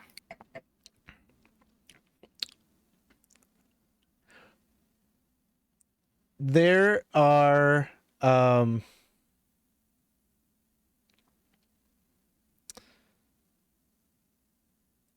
there's some indication that there's like a little mail box, like, towards the front of the gate, and you notice it's all junk that's in there, like little like advertisement kinds of things on scrolls that have been put in the mailbox, but there's an indication that these have kind of built up. And so it would seem that someone hasn't at least done that, picked up or removed those from that box. You said they weren't built up? They are built up. Like, it's like kind of stuffed full of little adverts and things like that. So it looks like somebody's been coming here to drop off this mail, but not take it out of the box. Yeah. That's my understanding. Oh, okay. Does you said they're really big sunflowers. Do they look like, I don't know, normal, unnatural? Make a nature check. Okay. Are there 5 of them? Maybe they got turned into sunflowers. Oh, that's no good. 7. There's nothing, like, unusual about them. They look healthy. They look vibrant. Ooh, they look pretty. like, but they're the kinds of things that don't require a lot of maintenance. So So Baz is just going to be like, this is a nice garden. Someday I'd like to have a little house like this. It is very cute. All right, let's find all the nefarious evidence so we can pin it on this lady and get out of here. Can I go up and like kind of look in a window? You can. The window would be like shut and like, the little locking mechanism or whatever is on it, but you can look inside.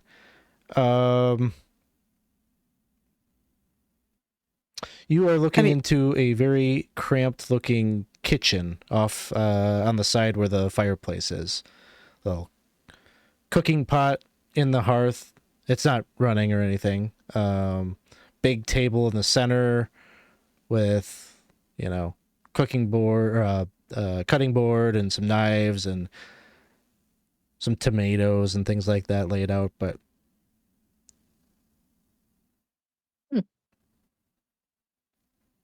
How many people are supposed to live here? it's very small home. Is the door? Should we go in? Go check out the door. Yeah, Clack would give the knob a little jangle. You go and check the front door, and it is locked. Is there a back door? There is no back door. Okay. I can try to get this open.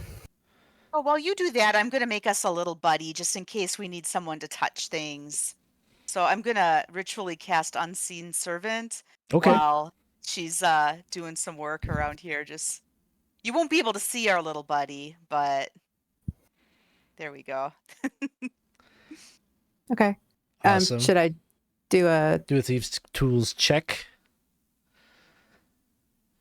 14? 14 is what you need.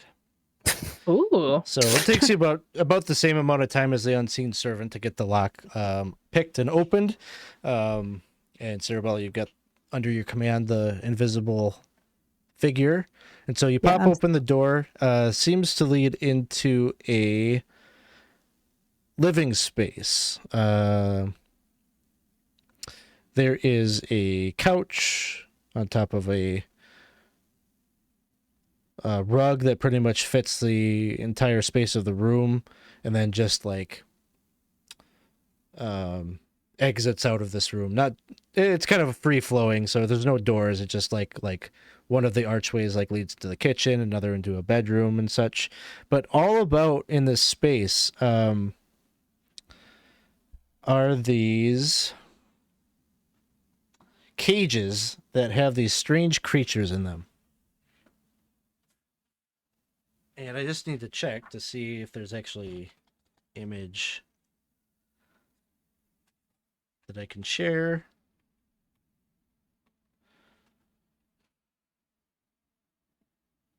I don't know why I'm looking in the book. I need to look it up in the VTT.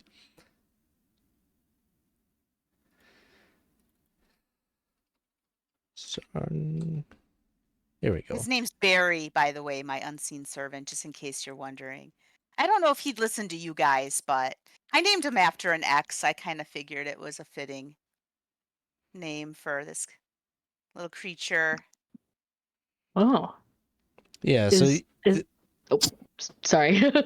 Somebody you can see right through, huh? Mm-hmm. That's Barry. So all of these, there's 8 of these cages in total,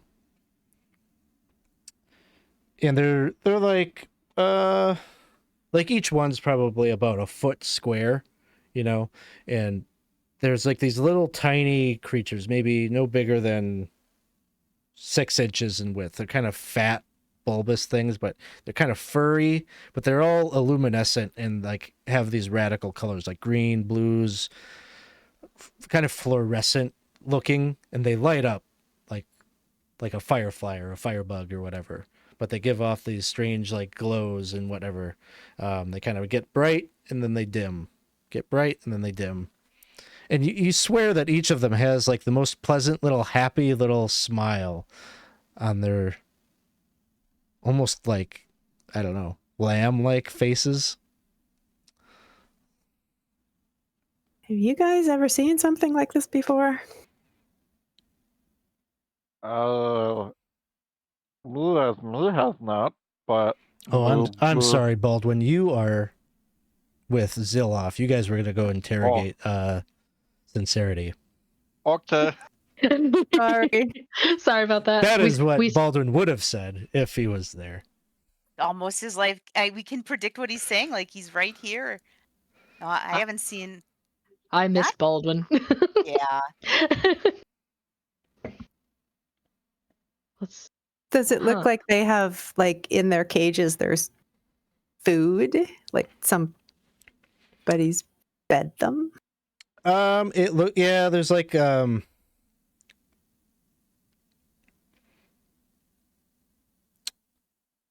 what would it be? It looks like I'm just trying to think what the delivery device would be for it. We'll just say there's a little tray there that has, like, it looks like some kind of nectar or whatever has collected up. That's probably not what it would be, but I don't know how you feed bees. So do they look more like insects or like animals? I'm not. Isn't technically an insect an animal? I Well, okay. mean, really, when you think about it. I'm trying to, like, figure out. There's the picture. I didn't see the Yeah, picture. it I'm looks like an sorry. insect to me, but Yeah. They're Well, very they look cute. really happy. You said there were 8 cages. Do all of them have creatures inside? yeah, each one would have.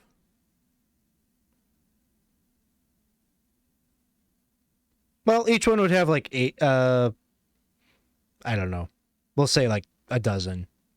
Oh gosh, there's a lot of them. Yeah. Okay. Oh, so there's 8 cages with like a dozen in each cage. It's like a lot of them. Yeah. Holy buckets, that's a lot of little creatures. Black They're is like- gonna stick sorry. his finger Let in me- one of the.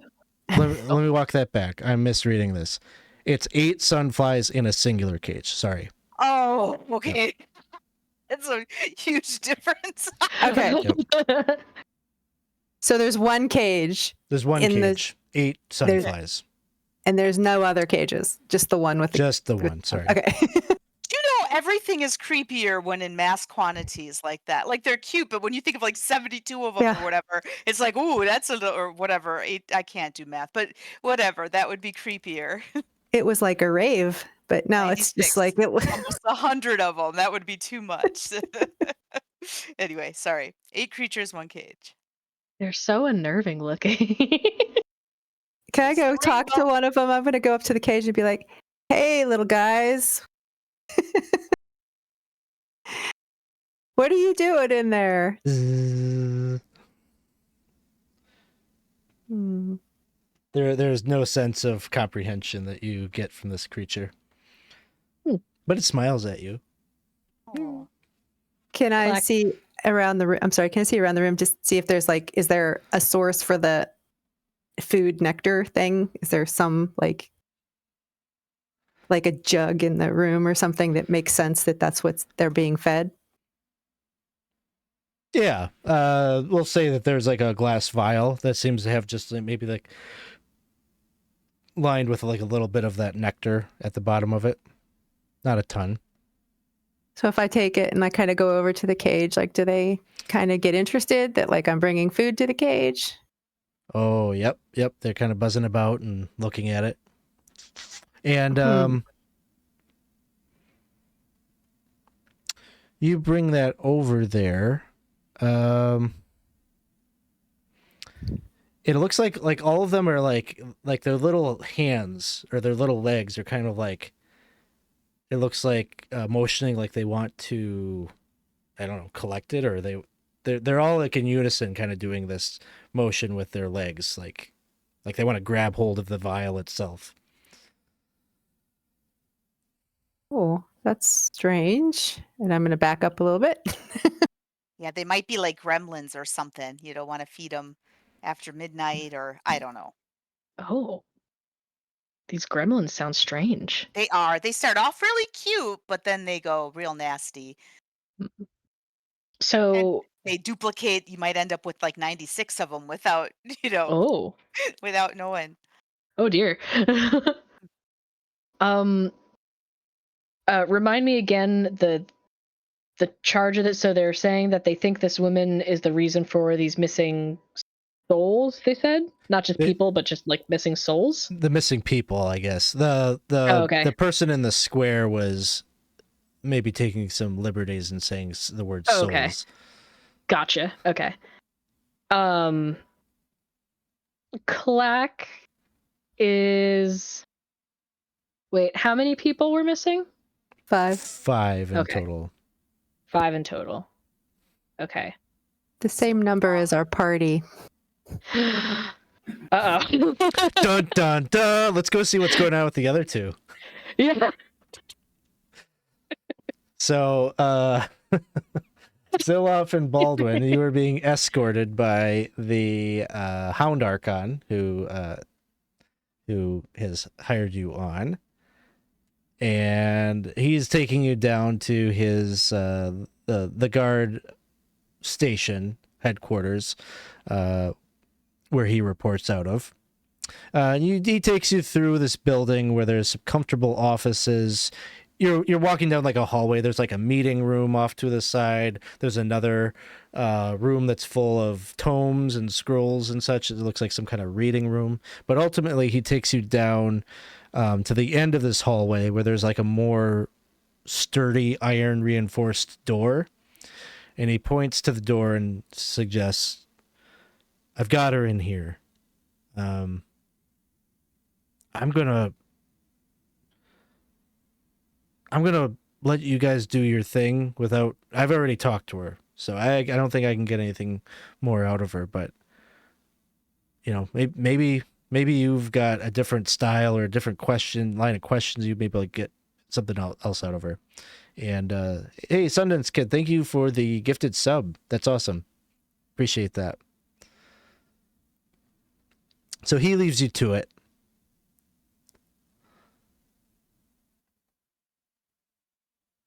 All right. Baldwin, you ready? As I'll ever be? All right. I'm gonna open this door. I'm gonna look extremely mad. Don't worry, I'm not. I'm not mad at you. I'm not mad at them. I'm gonna look it, okay? It's not just your normal face, though. I don't know. Do I look angry all the time? Oh, this version of you does. All right. Then I don't know. How you're good at talking, right? I kind of. The former versions of me seem to be really good at that, but not this one. But here's what I'm thinking. We've rolled with a crew together before, right? Fake me and fake you, slime me and dwarf you, right? We've done so. I have a feeling that this version of us has done some very nefarious things. What if we try to utilize this aspect of us to get this job done? And I'm feeling it's not really the best. It's done a lot of horrible things. So, perhaps a little scare tactics kind of thing. I mean, just out here, probably a little too good to do scare tactics kind of stuff. I mean, Okay. Yeah. I'm ready. You ready? I'm gonna try to push the door open. Is it a pull? It could be whatever you want to make the scene work for you. I want it to be a pull, so I Okay. push and I pull. Damn it! Ah! You fumble your way in there. On the other side, you can see a clean but stark and undecorated room. And there is the suspect sitting in a chair, smiling. A tiefling with gray braids and tiny horns, and she just nods at you as you enter. just like perfectly poised. She says, "Good afternoon. I imagine I you." slammed the door. Oh, Sorry. it's Did I okay. scare you? No. Good. I'm not trying to be scary. Oh, But- well, you're doing a fantastic job. Thank you. So you must be Serenity.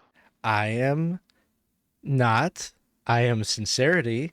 Oh, Sincerity. I wrote it wrong. Oopsie. That's okay. I am sure your detective work is going to be much better than that's just Oopsie. you. That little oopsie. Please, whatever questions that you have, I would be happy to field them.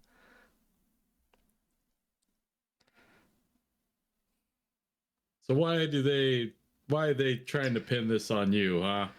Oh, I don't know. I don't want to, point at the elephant in the room, but something Uh-oh. about fiendish blood, I am sure. But I'm not making any accusations of the sort. No. I am sure this is all just a misunderstanding. And they're what are they calling telling you professionals that you're like in? yourself in here. I'm sure you'll be able to straighten all of this out.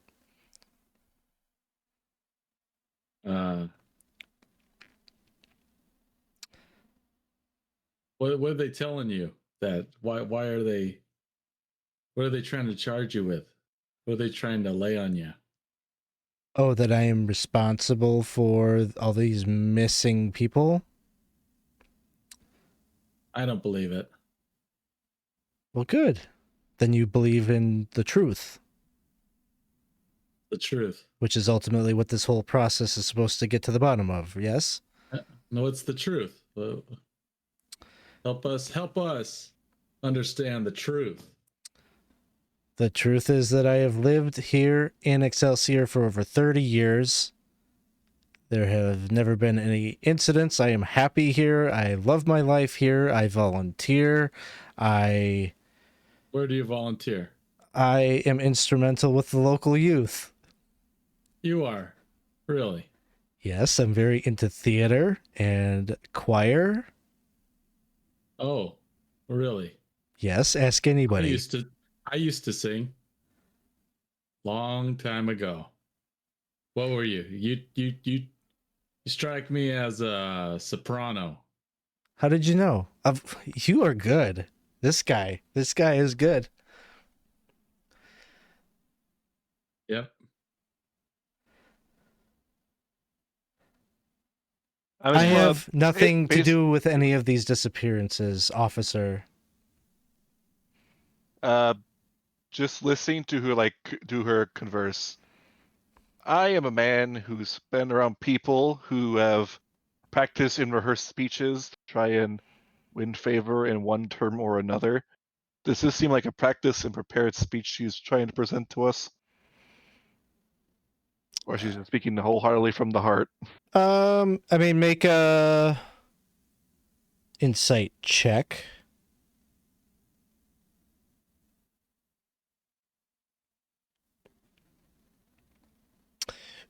It feels not prepared. Although it does feel like she's been through this like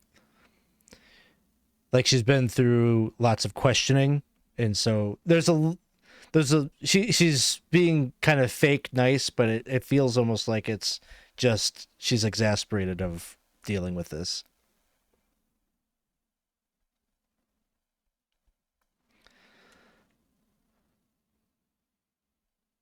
Well, from what the looks of it is so far, you're about to walk out of here scot-free. They have nothing to pin on you for these crimes whatsoever right now. Good, then I can go. Not quite yet. We're not at the authority to do such things. But I think I mean I'm ready to let you go. I really am. You come here long enough and you learn a lot about yourself. You've ever been up to that their pedestal pillar thing? Oh, those stairs? when I was younger, when I first moved to town, Yeah. How did that go? it was nice. Very, very scenic. I have a painting of Mount Celestia in my living quarters, and pictures do not do it justice. I must tell you, you must go if you're new. It seems like you're maybe new to town. You must go and see it. It is just, there's nothing like it. You will be forever changed if you were to behold the glory of Mount Celestia. You must go. I'm working on it. Yeah. Oh. The only issue I'm seeing with your current circumstances, multiple witnesses have said you have alibis, and multiple witnesses have seen you at the scene of the crime. Well, Only I counsel live that- here. I go, all of the places where these disappearances have taken place are here in Excelsior, no? I'm not doubting that, but it's just weird that every single place has been checked off that you have been there at least once. I'm not saying it's you who have done it, but if there's someone you might know, Would there be someone that would want to pin it on you? do you have any enemies here? I mean, I did give some pretty harsh feedback to Junior last week. He was hitting his notes a little too sharp. But I don't think he's capable of this. You know of who these people were that went missing? She'll tell you, she'll say Yoy, who was the tiefling that was last seen at the forum. She would say, it's true. We get lunch together. We get tea once in a while. We were there that day at the forum listening to a rather interesting debate about free will, and I was there. Anything seen off about them when you last talked to them? No, nothing at all. It was a quite ordinary day. You worried about him? You want him to? I worry a lot too. I'm starting. Do you worry about you want him to come back, Yoy? Of course, and I would love to have the space in my consciousness to worry and care about their predicament, but I am being held here against my will, having done nothing wrong. Right now, I am concerned that something bad is about to happen to me. What caused you to think that? Because I've been held here for several days with no evidence to suggest that I committed any such crime. I'm Sounds like worried about what is happening here in Excelsior, that such a thing can be allowed.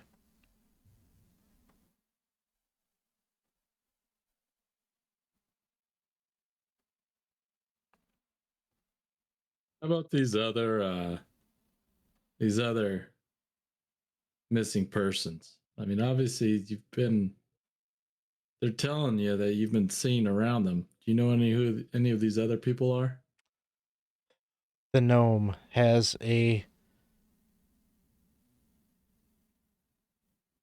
grocer. I shop at his store sometimes. I don't know them super well. We exchange pleasantries.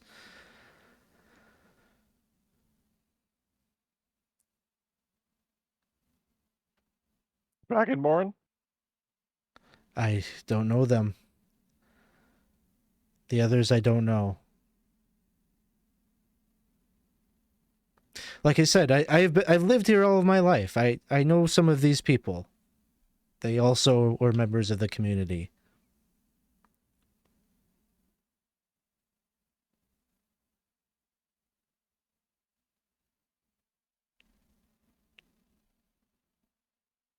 if we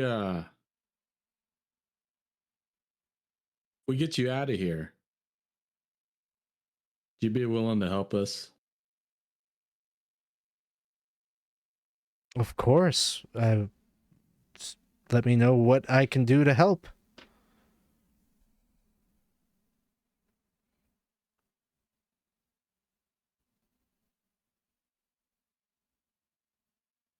Perhaps we have a moment to converse, and I'll look towards Zilloff and gesture towards the door.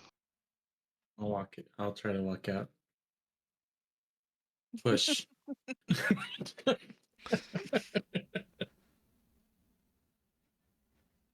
Well, either she's very good at preparing her speeches, or she's telling the truth. As far as I can Yeah. see, I have no means of proving the point otherwise. I'm just thinking maybe. I mean, she is going to be let free anyway soon, right? But perhaps we want her to live free.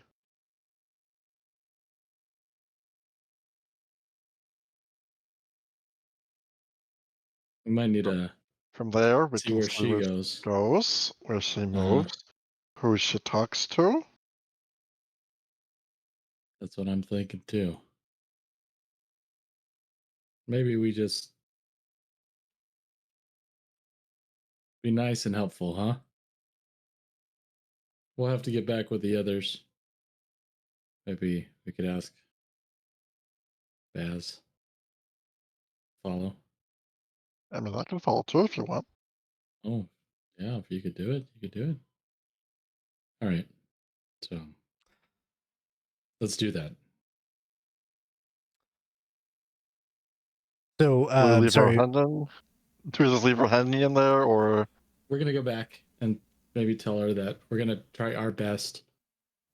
We're going to try our best to get her to expedite the process.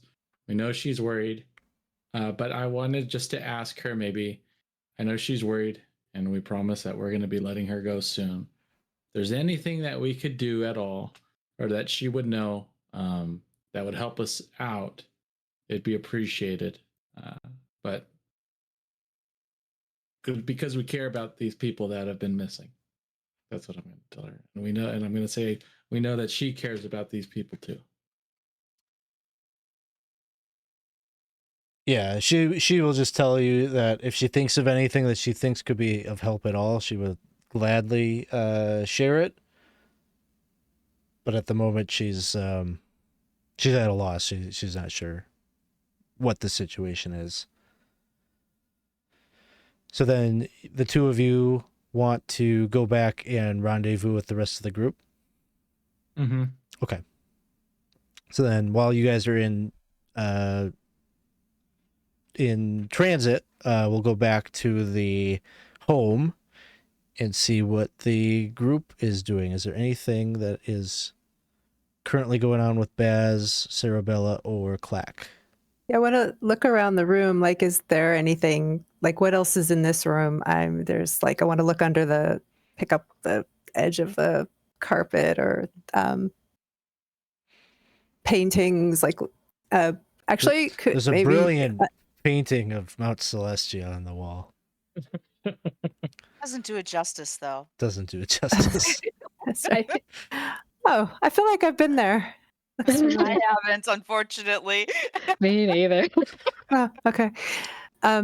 You're sleuthing around. You're like looking under the cushions, looking underneath all the furniture and everything like that. There's really nothing that strikes you as sinister or evidence of anything.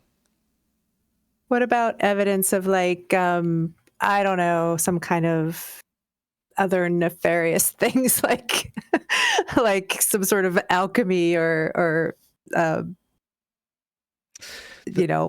potion mixing or anything like that? Nothing like that. The rest of the home is just a simple living space. There's the kitchen, there's a bedroom, but it's pretty plain and boring. Just personal effects, bed, armoire. You're checking everything for secret doors and little, where would she stash something? You're looking for all that kind of stuff. It's baffling. There's nothing. there's not even like a journal under the pillow or the bed or. Nope. Does it look like that she lives here? Is there Yeah, clothing and things like that? it's just nothing that's worth going into detail about. Okay. So the little fly dudes in the cage, like That's the strange thing that's here. I'm going to stick my finger in the cage as they're doing all this stuff. I want to see what happens. I'm just going to stick my finger in there. They don't exactly bite your finger, but they kind of Okay. like the kind of way that like a butterfly or whatever might like put out its proboscis or whatever you call it, the little mouth, trying to like maybe lap up, maybe hoping there's a little bit of nectar or whatever on the end of your Okay. finger. And It was just a test. Just wanted to see if they'd be like the Monty Python bunny or something. yep. Is there any way to know like what these things are or what they do? Like we Make a nature check. Oh, okay.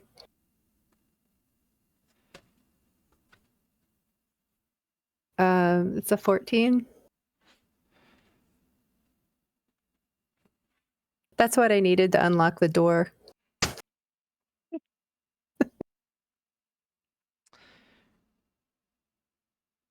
You aren't 100% sure exactly like an encyclopedia type of entry about it, but it feels like they have different colors that you're sensing that each of them maybe has different properties as a result. Like they're all the same species, but maybe there's variations based on the color.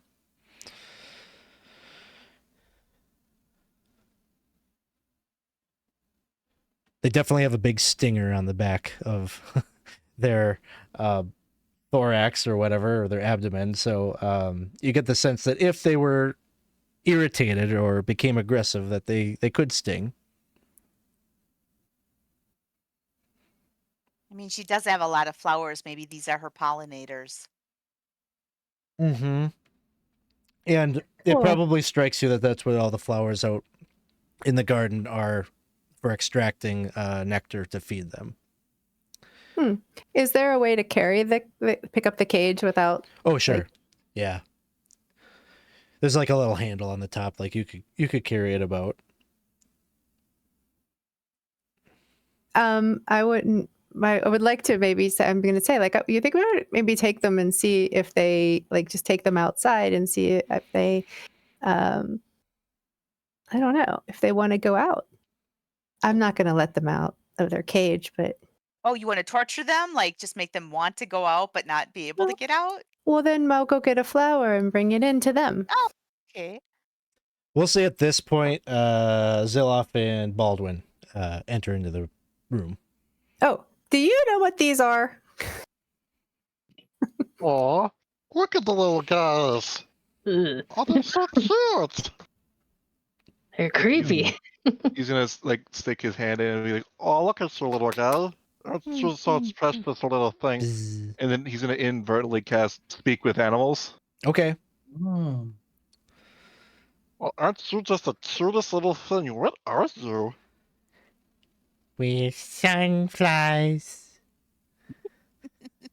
What'd they say? What'd they say?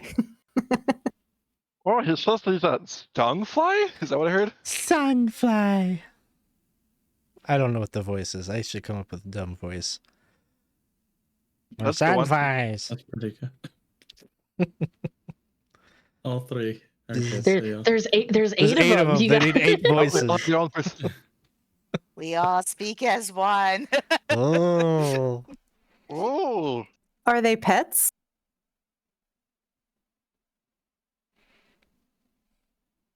I'm not gonna ask them if you want. I'm wearing shoes just to know them now. I What just do y'all do? You just sing a cage all day? Lately, yeah. But we're messengers. Oh, they're messengers. That's so cool. What Well, kind of messages do you send? we're delivery flies. Oh! What do you deliver? Mostly iron bottles? Bottles. Flasks. It's a flask. Oh. Flasks. Iron metal flasks. Oh, that is Bzz. so cool. When was the last one you sent out? Are they heavy? Heavy, but we're big and strong. Bzz. Oh, I don't doubt that, little guy. So apparently they're messengers delivering iron flasks to somebody. Oh, where are they going? Where little cutie patooties going, huh?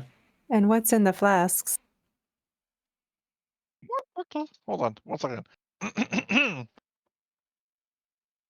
Do you know what are in their flasks at all? I mean, you must be so big and strong to carry something like that. Do you know what's in it? Not sure, but it's heavy. Does it feel like it's somewhat moving around inside? It's like you kind of get a lot of water, a lot of nectar in it, or is it like something else? Not sure. Hmm. We're not investigative bees. Yeah, I did it. You're messengers. I did it. You do a great job at it. Hey, I have an idea. Could you perhaps show us where you bring the messages? Okay. Do you have something? 1 second. Is this where I pull out Cerebella's coin pouch? No, you don't. Oh. Ooh! I will not have to say it all because I can use Beast Sense if you guys want, and I can like look through its eyes as it goes somewhere. So if you want to deliver something, I can look through it where he goes. Oh. That could be interesting. They're all like competing for your attention. They're all like their arms again are like kind of like coming out and trying to grab hold of something. Are they? Come Are here, there baby. any? Are there any iron flasks around in this room that like is what? No. Because like, is there? Are they? There is Do they all carry one? I'm not understanding.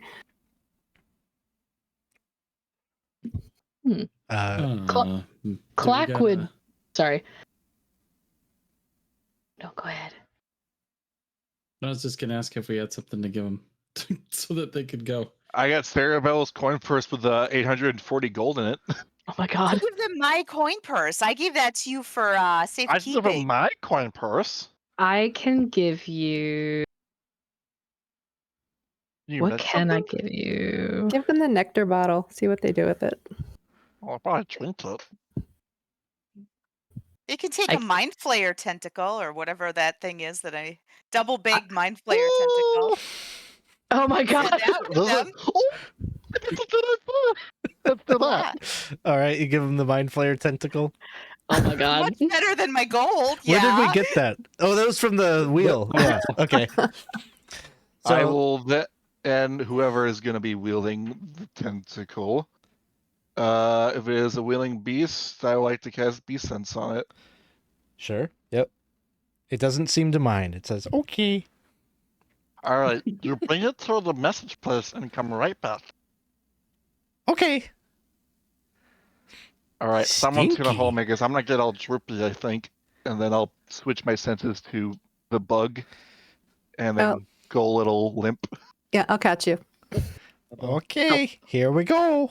Zzz, it like lifts up. It's like it seems like maybe it struggles a little bit, but it gets up off the ground and starts to fly, and then like goes over to the door, kind of hovers around until someone opens the door, and then it starts flying away. And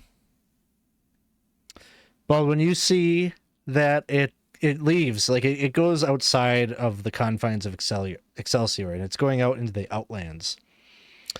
How long does Beast Sense last? You touch a willing creature. Let's see. Let me pull up the actual spell description. Second level spell. Range is touch. Concentration up to an hour. Okay. It's about an hour actually to get to where it's going. You see in its sights a wagon that is sitting in kind of a soggy, wet dell. There's a little bit of like a cutesy little lake and a little stream that kind of trickles into it. Some foliage and trees that kind of create like a canopy over it. There's just like this covered wagon. It looks like the kind of thing like the Vistani in Curse of Strahd, would have like a wagon that's both for transport but also for living in. It's got like ornamentation, like bones and such, like kind of hanging off the little eavesdrop or the eaves over it. And the window is open in the carriage, and you can just see like the bee seems like it's going directly inside that window. And you can't, that's like kind of when your connection gets disconnected from it. But you see that like this was its destination. It was going to go and land and go inside this wagon.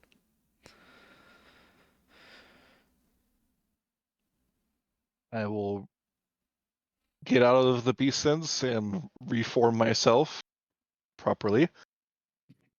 Well, looks like our good friend Sincerity, not Serenity, learned that the hard way, has a little friend outside the city. Oh, They live in a covered wagon with a bunch of dangling ornamentations, and I guess they're going to be in a roof for surprise when they get the tentacle in their window. Oh my Perhaps god. we should start going that way. maybe we gotta let her know to hold Serenity a little bit longer then, right? We're gonna go out. Should we question Serenity before we go out there, or do you think we should just go out there? I think we should go out there. I I think mean, we should go out there. we did leave a tentacle on their doorstep with no Yeah, that's fair. no explanation. And this might be the only chance we have at this lead. Is double bagged, so if they, keep it in the I'm not- bag, they should be fine. I'm gonna try to hail a chariot to get me to the precinct and back quickly. Sure. Just to leave I'll go and just say, we got maybe a lead. We need you to hold her till we get back. He would be totally fine with that. And he'll say, Godspeed, hurry back. And then the plan is to head out in that direction. Mhm. So you'll travel the hour that it takes to get out into the Outlands, and following Baldwin's lead, you'll make it to where this wagon is parked. And as you're coming in, you're all seeing it now. The wagon appears to be almost entirely, all of its timbers are entirely moss covered, and it's got kind of that, kind of detritus and mold that's growing on it. Instead of wheels, the wagon seems to be propped up on 6 giant rolled up pill bugs.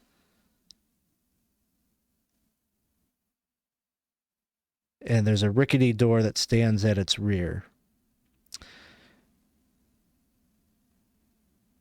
And like it's moving a little bit, like there's definitely like something moving around inside the wagon.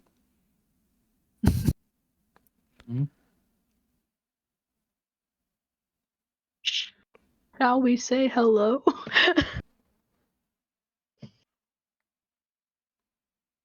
Well, they haven't left, so this is a good starting point. I can see you gripping your axe. Calm down. We're not there yet. Should we sneak up and take a peek, or should we just walk up? Maybe And say, yes, someone "You have take my- a peek. You have my tentacle." You're all going forward, or We're trying to pick someone to sneak up. Sneaky time. I'll sneak up if you want. Or I think actually, I can sneak. Baz. I think Baz is actually the better sneak. All right. Whoever wants to sneak up, just give me a stealth Careful, check. okay? Just be careful out there. 23. So you sneak up and you go to like the same little window where the bee like flew in. You peek in and you can see that there is a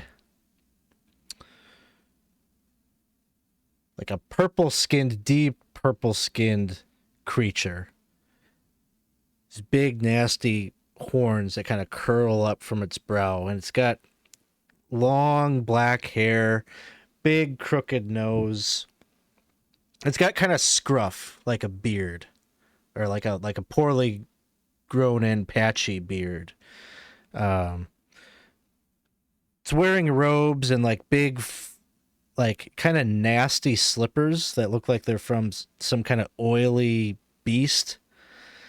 Kind of a rope of skulls around its waist, but it's got in its hands the mind flayer tentacle, and it's just like, what's this? Oh, this is a find. This is a good find. Thank you, little bee.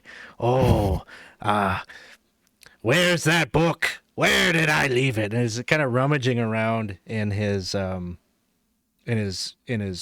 there, and you could see that there is a like kind of countertop where there's a bunch of stuff, but there's like clearly like 6 metal iron flasks that are resting on top of that space.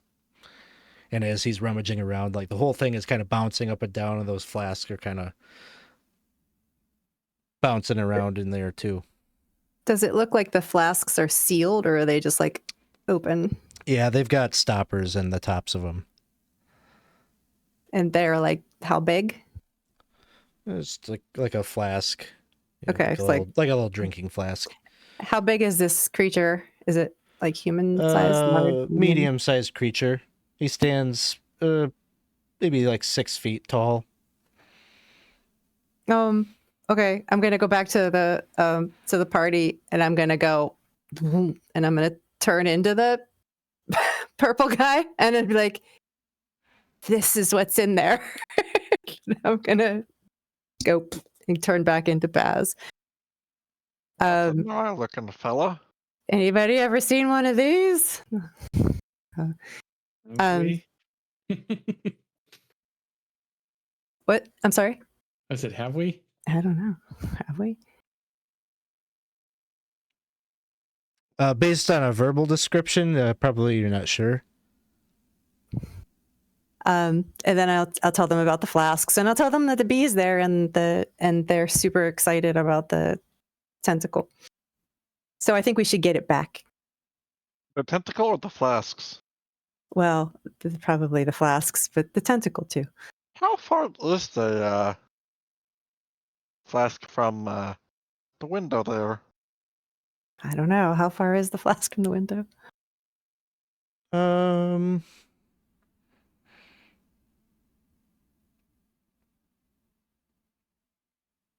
Maybe less than 10 feet, like 8 feet.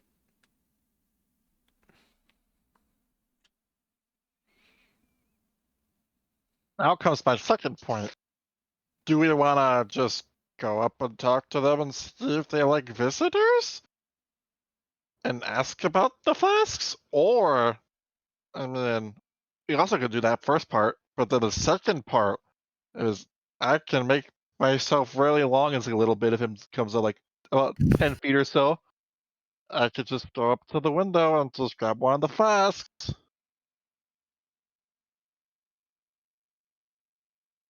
Well, that's an interesting idea. Or we just talk to the fella. You can. From what you just said, he sounds like a really chipper guy. A little weird, but chipper. What if we go around to the side, or is there like an entrance to the wagon? Like the door's on the back of the wagon. So if we went to the back of the wagon and engaged them in some ridiculous conversation, and I'm looking at Cerebella.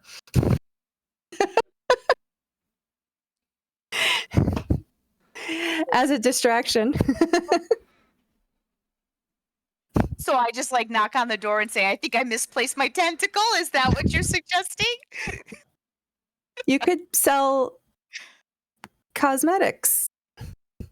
Oh, I could sell cosmetics. That's a really good idea. I've actually done that in the okay. So I'll go knock on the door and say, Avon, door-to-door salesman or whatever, and then then the stretchy guy can go stretch through the window. This is a perfect plan. So with no one stopping me, I'm I'm gonna go up to the excited. door. I would All watch right. it. I will cast Pass Without a Trace. All right. So the plan is Cerebella's going to go and engage the man, the thing, and Baldwin is going to try to, while that's happening, steal away the flask. Okay. So we'll start with Cerebella. You walk forward and you go and you give a knock on the back door, and you hear the voice from inside say, "Ah? What? I've No. got some skincare products that will just make your day. What is that? You said you got skin? Yeah. Hold on."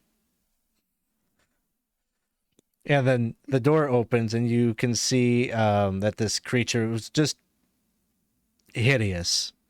Reminds you of like one of the judges that you had at one of like your least favorite judge at one of the pageants. Yeah, with the warded nose and everything, and yeah, 100%. And just mean. absolutely. Like, but Mhm. it's a male actually that is looking at you, Mm.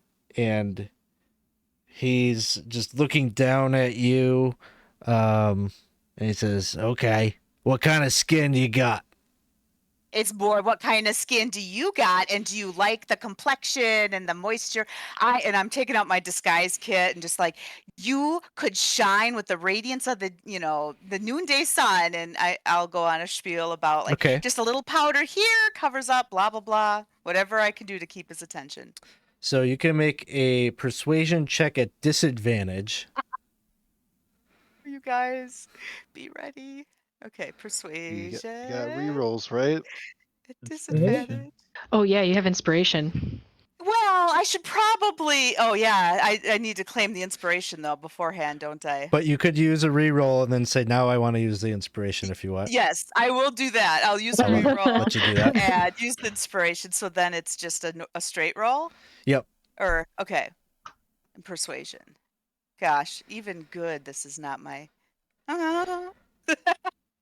Better. And he says, It's not my skin that I want worked on, but I've got some skin back here that ain't no good anymore. If you said you could moisturize it, well, maybe you could make it useful to me." So you get into a little bit of a grim conversation with him. Meanwhile, Baldwin is at the window. I don't know that you need it with your Pass Without Trace, but you could have advantage on your stealth check here. And like as I'm like trying to peek in the windows and seeing like what else he's got that's weird in here. Okay. The stealth check is good. Give me a sleight of hand check as well. I am so slighted with my hands. I feel a reroll should be coming on. Boop, boop. You know, and I gave such a hardened speech about what is good and how thievery is definitely not one of the things I mentioned in being good. I will use my inspiration to feel so inspired at this thievery All right. happening for the greater good. It is Remember, for the greater for the good. greater good. Okay. Absolutely. You reach Stealing in, from an evil creature. whoop, and you manage to take one of the flasks.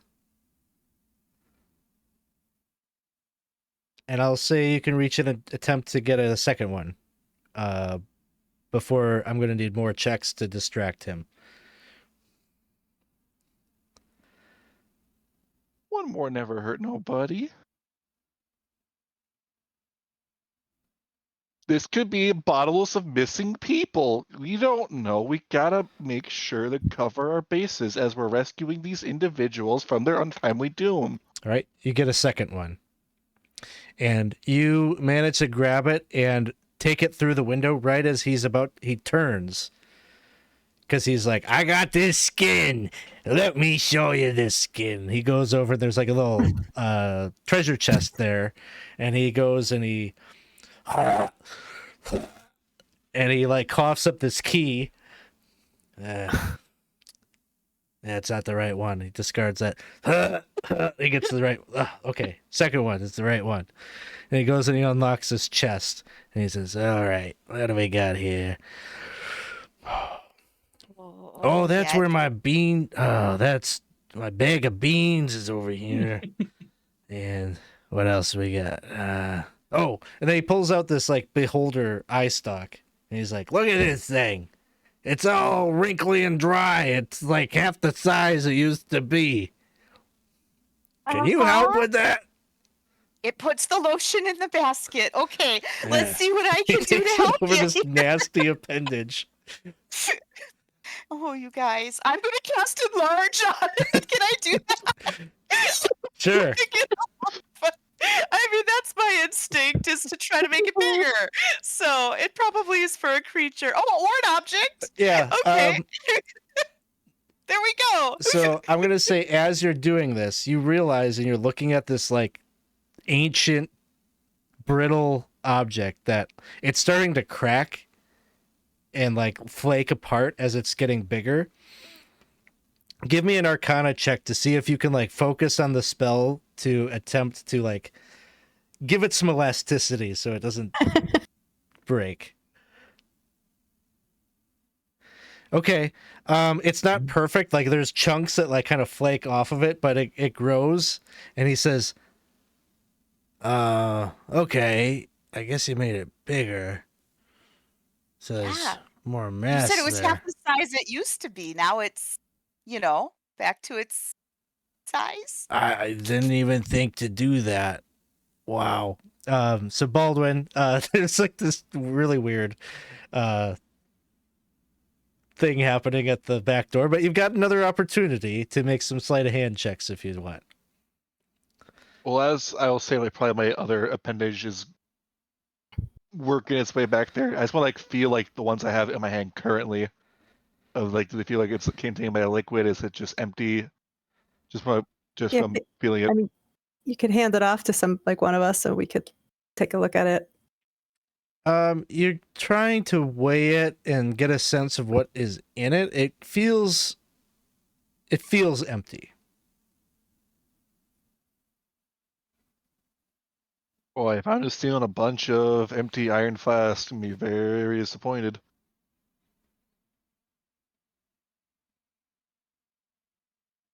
We'll go for one more. Just one more. Nothing bad ever happened after one more. Well, that's alright. Nothing bad ever happened after one more. Cerebella, you notice that as Baldwin reaches in to grab one of the flasks, he knocks it into one of the others, and it makes a noise. And this creature is like, "What was that?" And he's like about to turn around. Oh. Sometimes I get an orc voice. Have you ever had that happen? You ever just like start breaking into another voice? Make a deception check. Oh God, you guys, I suck at all these things.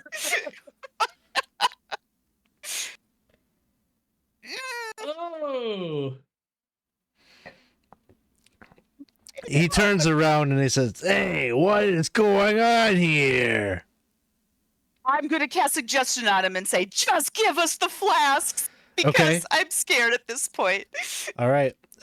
Wisdom save. Yeah. And I'm hoping they're all ready to fight if we need to. I am not a good person. Why am I up here doing this?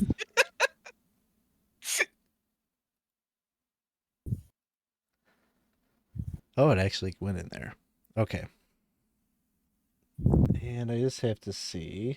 Yes, this is at advantage for this guy. Okay. And there's no DM rerolls. So you... Oh, hold on.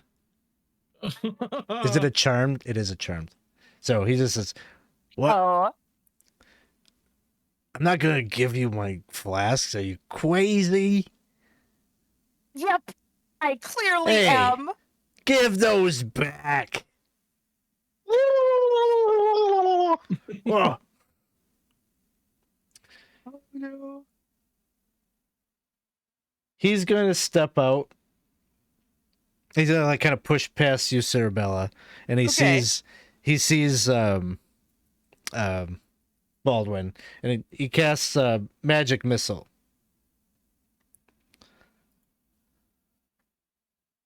Is he leaving the wagon? No, Push- well, yeah, he's Oh, like kind of okay. pushing past you and like looking out like the side as Gotcha. he's like kind of scurrying away. I don't know. This is how I'll do it, I guess. So it would be not very much. 6 points of damage. He rolled all ones. So 3 little missiles kind of hit your blob. Maybe it's just the nature of like your blobby form that you are able to absorb the impact. It doesn't do that too much damage. But with it being 10:15 and an imminent initiative roll about to drop, maybe this is where we will call it a session with this little encounter here with Uncle Longteeth. Uncle Longteeth. Yes. Oh no. So you've got, how many flasks did you end up with? 3, I think. So you got half of them. Half of something. Probably empty flasks that have no meaning. A pure soul is very light. So, you know, there you go. Mm. Lighter than a feather, even. Well, thanks guys for another great session. We're really at the very, very end of this little chapter, so we will probably finish this up and we'll see. I would encourage you guys to maybe discuss where your next destination is, or maybe we'll have like a little bit of a travel episode after we finish this up. We'll see where it goes, but I think we'll close things out by doing gratitude as we do and sharing with one another what someone did or how they impacted and made this a good game for you. Could I start by saying that Robyn selling cosmetics to the creepy wagon and just taking it and going with it was awesome. The idea. That was No. perfect. I love that. But you did it, so that was great. Okay, because I mean, I know you were. This is not me, but clearly it you did fine. You're pushing Cerebella to be her best self. So thank you. I'd like to. Oh, go ahead. I'd like to throw one to Baz, Lyra / Baz, for taking charge and investigating the house and checking out like the sunflies and stuff, and like how like helping us like get into the house. Like it was cool. It's always cool seeing like Baz get to like do all the things that he's like really good at, and so I enjoyed seeing how he like got into the house and like was just like going through everything. Thanks. I wanted to toss the place, but yeah. I was gonna say I wanted to show my gratitude to Lyra, kind of giving us a very like kind of tragic backstory that had happened to your character. It was kind of heartbreaking that's kind of what happened. So it was very sad. So I really appreciated the backstory, and I liked it. When I was writing it for Alex, he said, "So is this my understanding? This is what happened?" And I'm like, "Yeah, it sounds like that." And I'm like, "It's really bad." Yeah. So I don't know if you guys know all the details, but it's But, pretty yeah. pretty Felt bad. very I Game mean, of Thrones. We didn't see it, but yeah, Right. it was very tragic. Well, and I don't know if I mean, this kind of goes out to all of you just because it's fun. These characters are funny, but we're able to go philosophical. All of you telling, either Alex telling the story or you telling the story of what you all saw. That's powerful stuff. And it was really cool to be able to have those like moments in the forum, moments on the staircase that give the character development, but also again, just take something that could be absurd and ridiculous, but give it some gravity and give it some meaning. So, yeah, I was taking all these notes. I'm like, I don't know why I'm writing all this, like why, but just feels so purposeful and meaningful. So I thank you all for that. I think mine would go to Dawson, Jenna, and Robyn. That impromptu debate in the forum was certainly unexpected and quite a lot of fun to just see like your characters like try to put yourself in that space of like answering these larger questions that I've kind of felt unprepared for. I'm like, geez, they're giving a lot. Like they're going deep with this, and I'm gonna bring out the Empyrean that just like gods are good, trust the gods. So I appreciate the depth that you brought to that. That was good. Thank you for working with us on that, because all I could think was like, oh shoot, I'm going to apologize to Alex later for this, because it was like like probably like we should have like gone and done the thing and then like figured out about the lady, but we were like, let's just check the place out, that way we could really give our first impressions. Let's have a philosophical debate. So thank you for sticking with us on that one. Well, honestly, like it's probably good that you did, because what would you have reported if you hadn't taken a tour of the town? So that was smart. My gratitude go out to just everybody. It's a cop out, I know, but I really enjoy like the little snippets of everyone's. Like now we get the more of the broader strokes of what everyone did before their time of being vessels for multiple bodies in a place that's beyond human comprehension and capacity. I always enjoy like the little stuff, like little sneak peeks inside of what makes the person. I Definitely. thought it was beautiful when Baldwin was the one that got through. And the part of me that is Cerebella was like, yeah, I trusted the right person. But then you wanted to give my gold away to the stupid guy that. Listen, he said iron, and gold is close enough. I don't have anything else that's metal. I'm not that good to sacrifice my stash. But no, it was like beautiful on both Baldwin's part and then Alex as you were describing him going through. It's like, aw.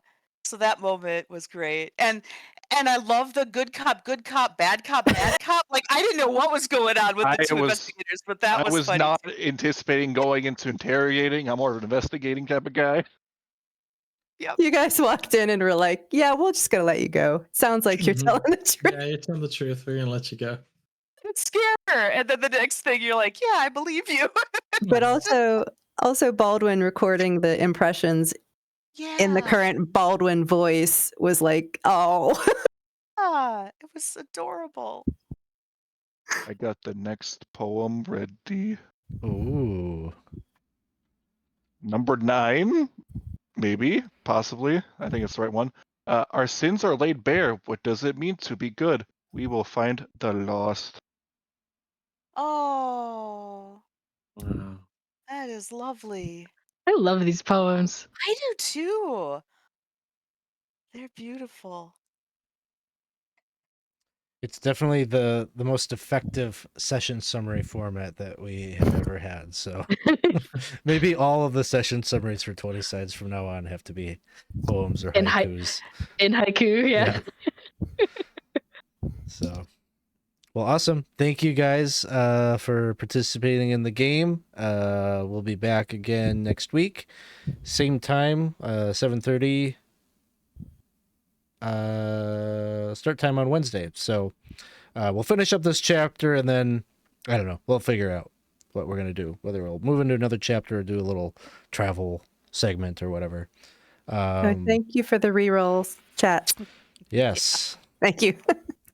they came in handy tonight. So we've got a game coming up here on Friday night. We're going to be doing some Forbidden Lands. Isaac's going to be running us through yet another new free league game system. Apparently that's what we're on about right now. Do you want to tell us anything about a little preview of what we are going to see with Forbidden Lands, or what the system's all about? Forbidden Lands is a sandbox kind of hex crawl through these lands that have really just opened up to exploration. 300 years of kind of isolation in small villages, and they've opened up, and it's the story of adventurers and rogues and people that are just looking for kind of wanderlust, looking to get out there and explore, and kind of the system itself is very has a lot of tables, and there's a lot of randomness to it, but it's cemented in a lot of pretty fun and interesting lore. So I'm very excited to see where the players go with it. It's more of, as a GM in this one, I'm more just facilitating the characters as they kind of just explore this land and get into all sorts of adventures and mischief. So yeah, I can't wait. I'm looking forward to it. Yeah, it's gonna be good. Awesome. Well, that'll do it for us. I think we'll close out with a raid over to Goodman Games. Thanks, everybody. If you haven't already, come join us in Discord. Drop the link one last time before we head out. Thank you. See y'all next time. Bye. Bye.